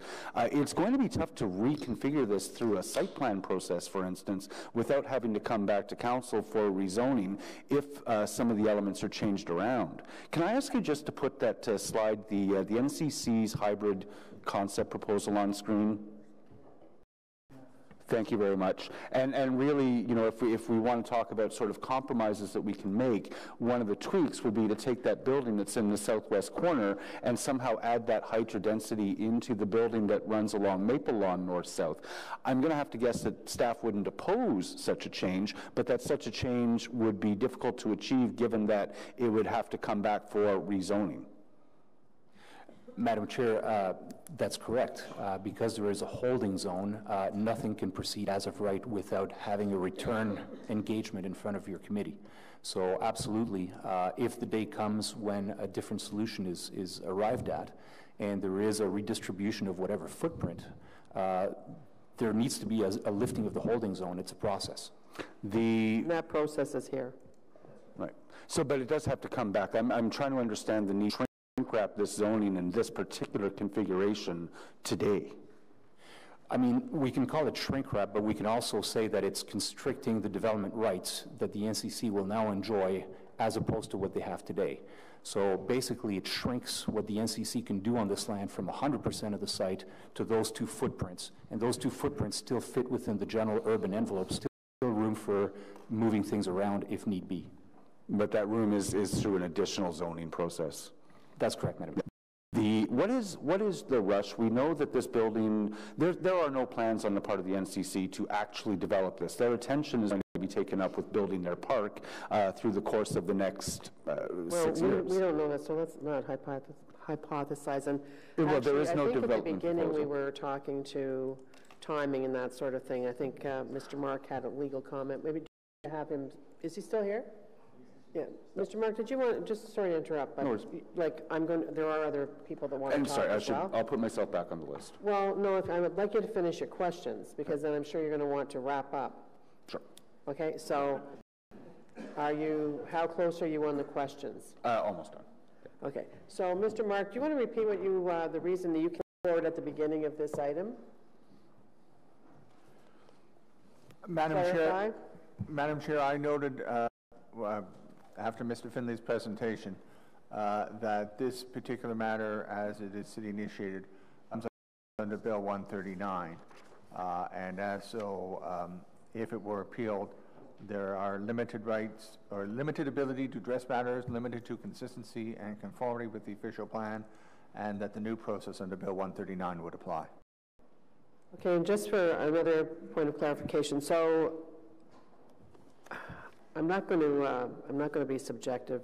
I don't want to box anybody into a corner here, but the holding symbol that you are attaching to this recommendation that's coming forward, what confidence level does it give you that there's another ability for the conversation on the location and the zoning before us today to come forward, just so that everyone is clear on that? Well, quite simply, Madam And when Chair. does that happen? What triggers that to happen? Sure. I mean, quite simply is that nothing can proceed without in front of your committee. So that we would not be looking at anyone pulling permit and proceeding with site plan control application that is not in front of you. And that, of course, presupposes a process. And the NCC has committed to us and to the public, I think, to undertake such a process. And so, as we know, Councillor Leeper would have the right to lift delegated authority on site plan as well, if need be. But the bottom line is that this proposal today takes us to the next stage, and then at the end of that process, it still comes back here. You agree? Okay. And Madam Chair, if I may, there is a timing issue associated with LRT works. The construction is perhaps 12 or 15 months away. The city, through its LRT program, will be delivering significant amounts into the park space. And part of the agreement with the NCC as well is to provide them with certainty of the developable potential that flows from the agreement. Okay, thank you. So finish your questions, please. Or you don't, no more questions? No, that's fine. Thank you, Okay, Chair. so I'm going to go to Councillor Nussbaum. Anyone else have questions? Councillor Blais? Councillor Nussbaum. Just a couple of questions of staff. Looking, if we, yeah, that's it. If we look at that hybrid rendition that Councillor Leeper got from the presentation at the NCC board, and I'm just sort of visually overlaying it with document 2 of the staff report. And it looks as if the intention of the hybrid version is to have that building on the southwest side be relatively shallow. It's not going very deep north to that west side. So if I look at that and compare it to document 2, it looks like the traditional Main Street zoning that staff are recommending for that site is significantly deeper than what's on that slide. And I'm just wondering if you can speak to that. Yeah, that is correct. After the consultation that we had, or the public meeting that the councillor organised, there was quite feedback, and through that feedback there was an expression that what people were looking for is the protection of a lot of the trees along the boundary of the property, and also the trees along the frontage to Richmond Road. We had our natural systems people go out and have a look at the site. They looked at the trees, and they recommended that the setback from those trees, if you wish to preserve them, should be about 12 metres from the property line. So we include... I don't think that's... I don't think you're interpreting my question. Yes, okay. I am. Okay. I am. Because we're changing the zoning to allow the buildings to locate further away from the property, we extended the smaller property on the left to the back by 12.5 metres. So that's why you'll see on the image in the zoning amendment, the property on the left-hand side, or the western side, is slightly deeper than the one in the original NCC concept. It's deliberately enlarged to increase the capacity to protect the trees on the property. So if you look again at that rendition, the hybrid rendition, there was already a fairly significant western green space around That is a sketch, and that is nowhere near where the trees are actually on the property. You could pull up one of the aerial photographs. You'll see that there's quite a wide swath of trees along the western boundary.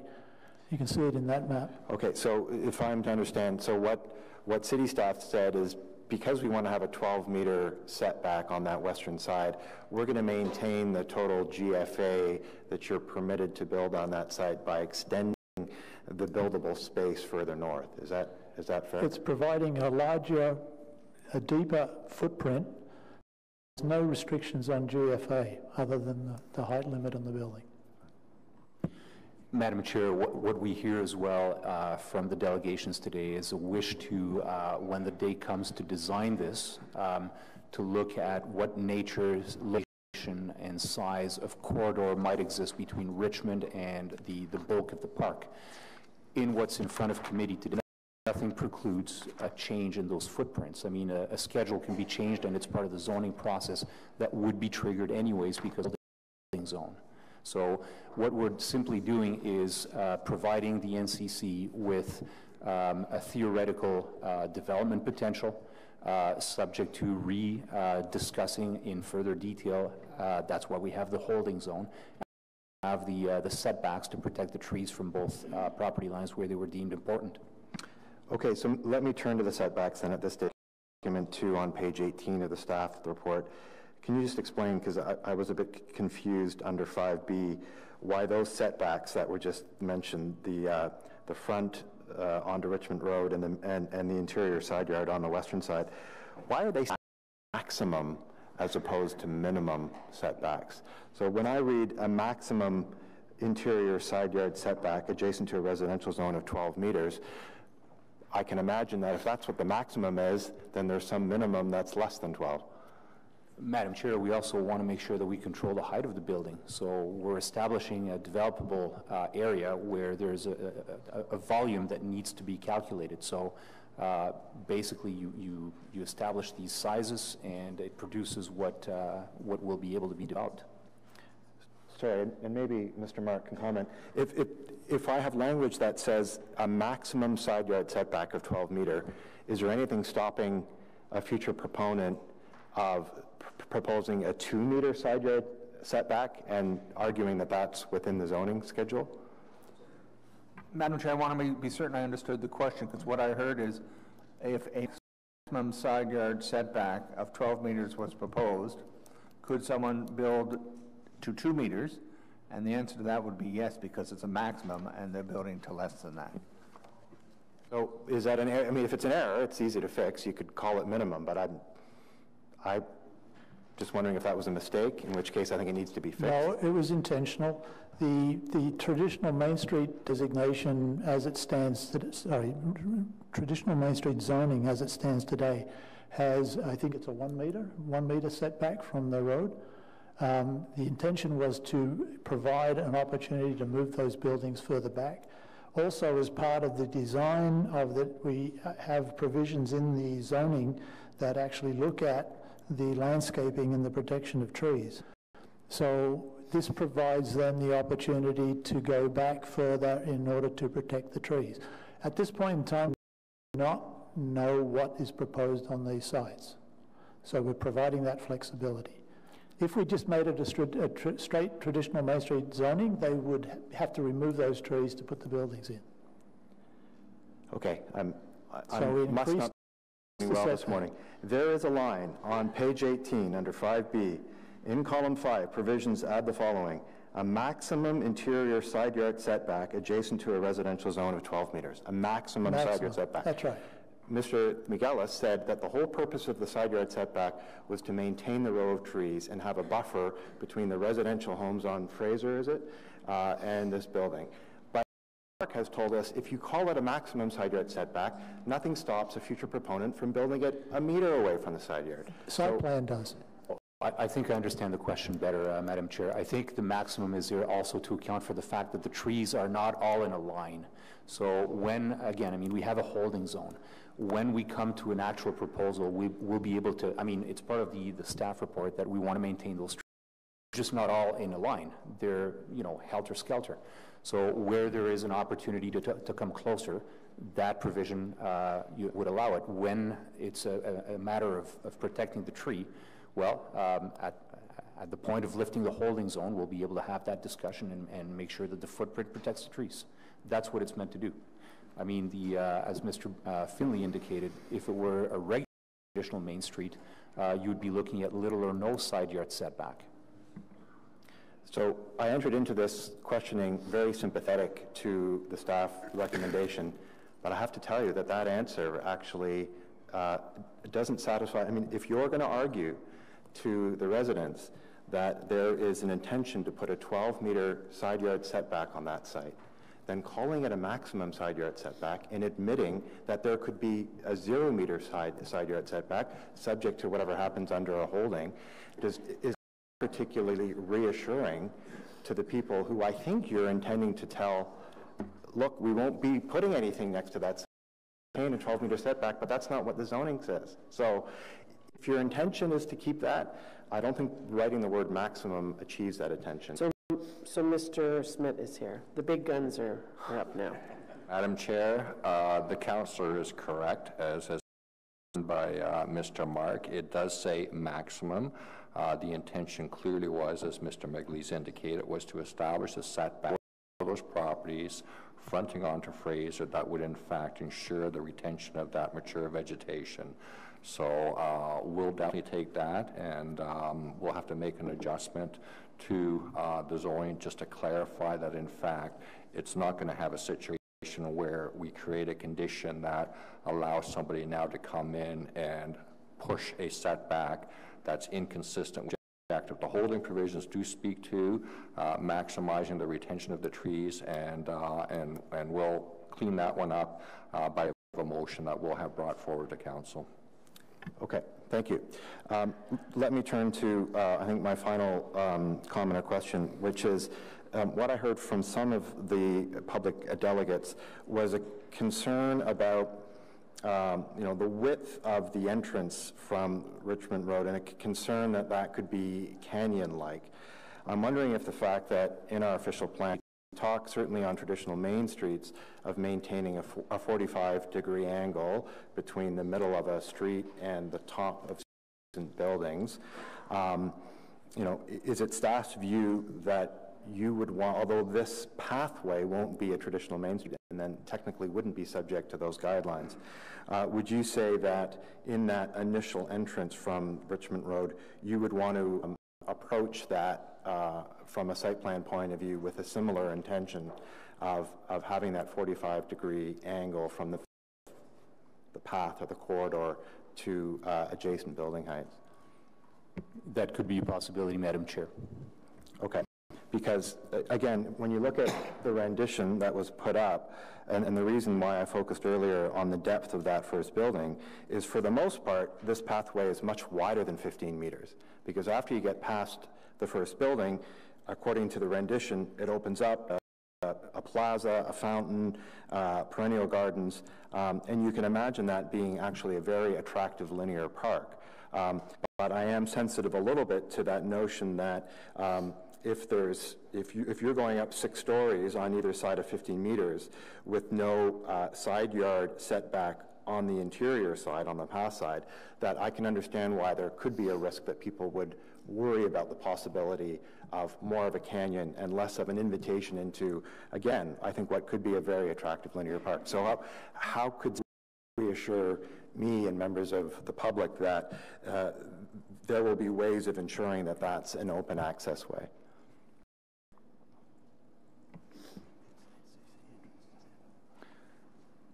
Mr. Finley is indicating to me one of the conditions of the holding is that the buildings located in the TM zone are to be designed and oriented to provide a public space entrance park type of condition. This would be subjected to the Urban Design Review Panel, Madam Chair, one way or another, so it's one of the considerations that we put right in the holding zone, and we'd be discussing with whoever the proponent is at the time. Okay, thank you. That concludes my questions. Thank you. Anyone else with questions? Okay, so we'll... Questions for staff? Questions for anybody? Yes. Oh, Steve, sorry, you're next. No, he is. Thank you. Okay.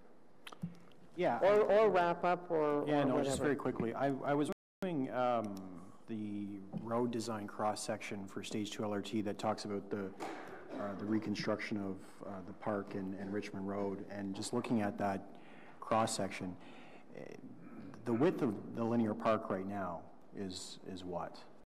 The Byron Linear Park. What is the width of Byron Linear Park? Without knowing it offhand, Madam Chair, I'd say about 20 meters. About 20 meters, yeah. The slides in this presentation show it as small as 10 meters in some spots, and then the cross-section, if you include the bike lane, gets up to about 20 meters. So we're talking about almost the same width as the Byron Linear Park between these two buildings, almost, relative.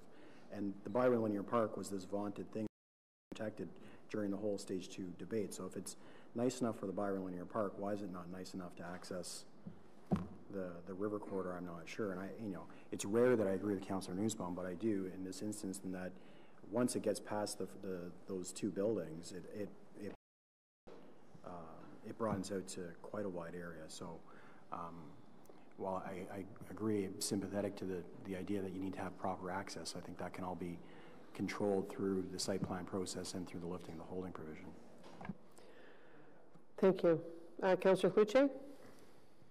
Thank you, Madam Chair, and thank you for your questions on and the answers we got on the holding provisions. Just a quick question. Maybe Mr. Mark is best to answer this. What is the impact on the 100-day agreement, Mr. Mark, out our decision here today, or when this item goes to council? Madam Chair, the commitment, as I understand it, is to bring this forward and to present it to committee and council. That has been done, and so in my opinion, the commitment that the city has made under the 100-day agreement has been fulfilled. One aspect that I didn't note that I think perhaps I should, and it's touched on the report, the NCC does have its outstanding appeal to the official plan back from 2003 that standing. And so the NCC does have the means to get this to the board under that appeal if they so wished. So depending on what we decide, if the NCC, like any other proponent, can quickly access the appeal process. They have an outstanding appeal, and so they could move forward on that as opposed to this amendment, Madam Chair. Okay. The holding provision that would be lifted, it was confirmed that the lifting of the holding provision would come back to here, but we heard from the members of the community, one of the concerns is the proximity again to Fraser Avenue, and perhaps the building on the southwest corner could be moved to preserve that the privacy of the properties and the 6-story building adjacent to backyards. As part of lifting the holding provision, and Monsieur Migueles, you alluded to the NCC's process. Is any part of that process engaging with the community on further consultations on this? Madam Chair, the NCC has indicated to us that before they do anything meaningful on this property, they will re-engage the public, and that gave us assurances that what we're doing here is simply putting the pieces in place for a very high-level framework, and then the more detailed discussions will follow. Certainly, that's the way we've packaged it. But when we look at document, I'm not sure which document it is, part of the report, the document that shows Area B, Area A, it is pretty specific, as Councillor Leeper said. It does show that that corridor in the middle, 15-meter corridor in the middle, that as part of the zoning that we're being asked to approve today. It seems to me that it is rather specific zoning and not conducive to an easy change without coming back and starting this all over again. It may well be that there are changes. I mean, as we heard earlier, there is never a single way to do things, and there's nothing preventing the NCC from widening that corridor or changing the location of the footprints of a building, and that would be through a process that comes back here in order to amend the schedule. Converse, could they narrow the corridor? No, they could not. Why? It's the way that it's shown on the schedule. It is a minimum. 15 meters is a minimum, and that's in zoning. Okay. Thank you, Madam Chair. Thank you, Mr. Cloutier. Hello. Any questions for Mr. Swale? Did you have something to say? I didn't see you in the audience, so I'm just surprised when I looked up. I was listening in the back. I just wanted to add a little bit of context with respect to some of the questions about why the NCC might need certainty at this time. With respect to the zoning, the NCC aren't asking and they don't need certainty at this time. What they do need some certainty around their design plans for the park. Because the rest of the park, Stage 2 has been working closely with the NCC to take on about $6 or $7 million worth of scope towards early elements toward implementing that park itself. So without the certainty of which lands can be developed on this site, at a future time, that leaves open a lack of certainty for the rest of that park space, which is being, as we said before, about 8% of it being left open for public enjoyment. That's good to know. Anyone have any questions for Mr. Swale? Mr. Swale, you're referring to this north part. That's right, yeah, north of those two parcels which abut onto A. Yes. Area A. Okay. Good. And Madam Chair, I just want to clarify, I know Mr. Migley's indicated that the lifting of the holding would come back to committee. The bylaw to lift the holding actually needs to be approved by council. The lifting of the holding, the delegation of authority bylaw actually can be done by staff unless the councillor, in this case, there's a good chance that we understand that councillor would be lifting delegated authority on the site plan, so we'd automatically bring the lifting of the holding forward as part of that site plan. But under normal conditions, if the conditions are satisfied for the lifting of an H, that H can be lifted under delegated authority by staff, but we anticipate in this instance that there's a very likelihood that in fact we would be coming forward. And further to Mr. McGlay's point, if there are adjustments that need to be made, those could be affected through a further adjustment of the zoning at that time. So I just want to clarify that, just so that there's a clear understanding on the part of this committee that under normal circumstances, lifting of holding would not normally come back to committee, but in this instance there's an expectation that we would. Good.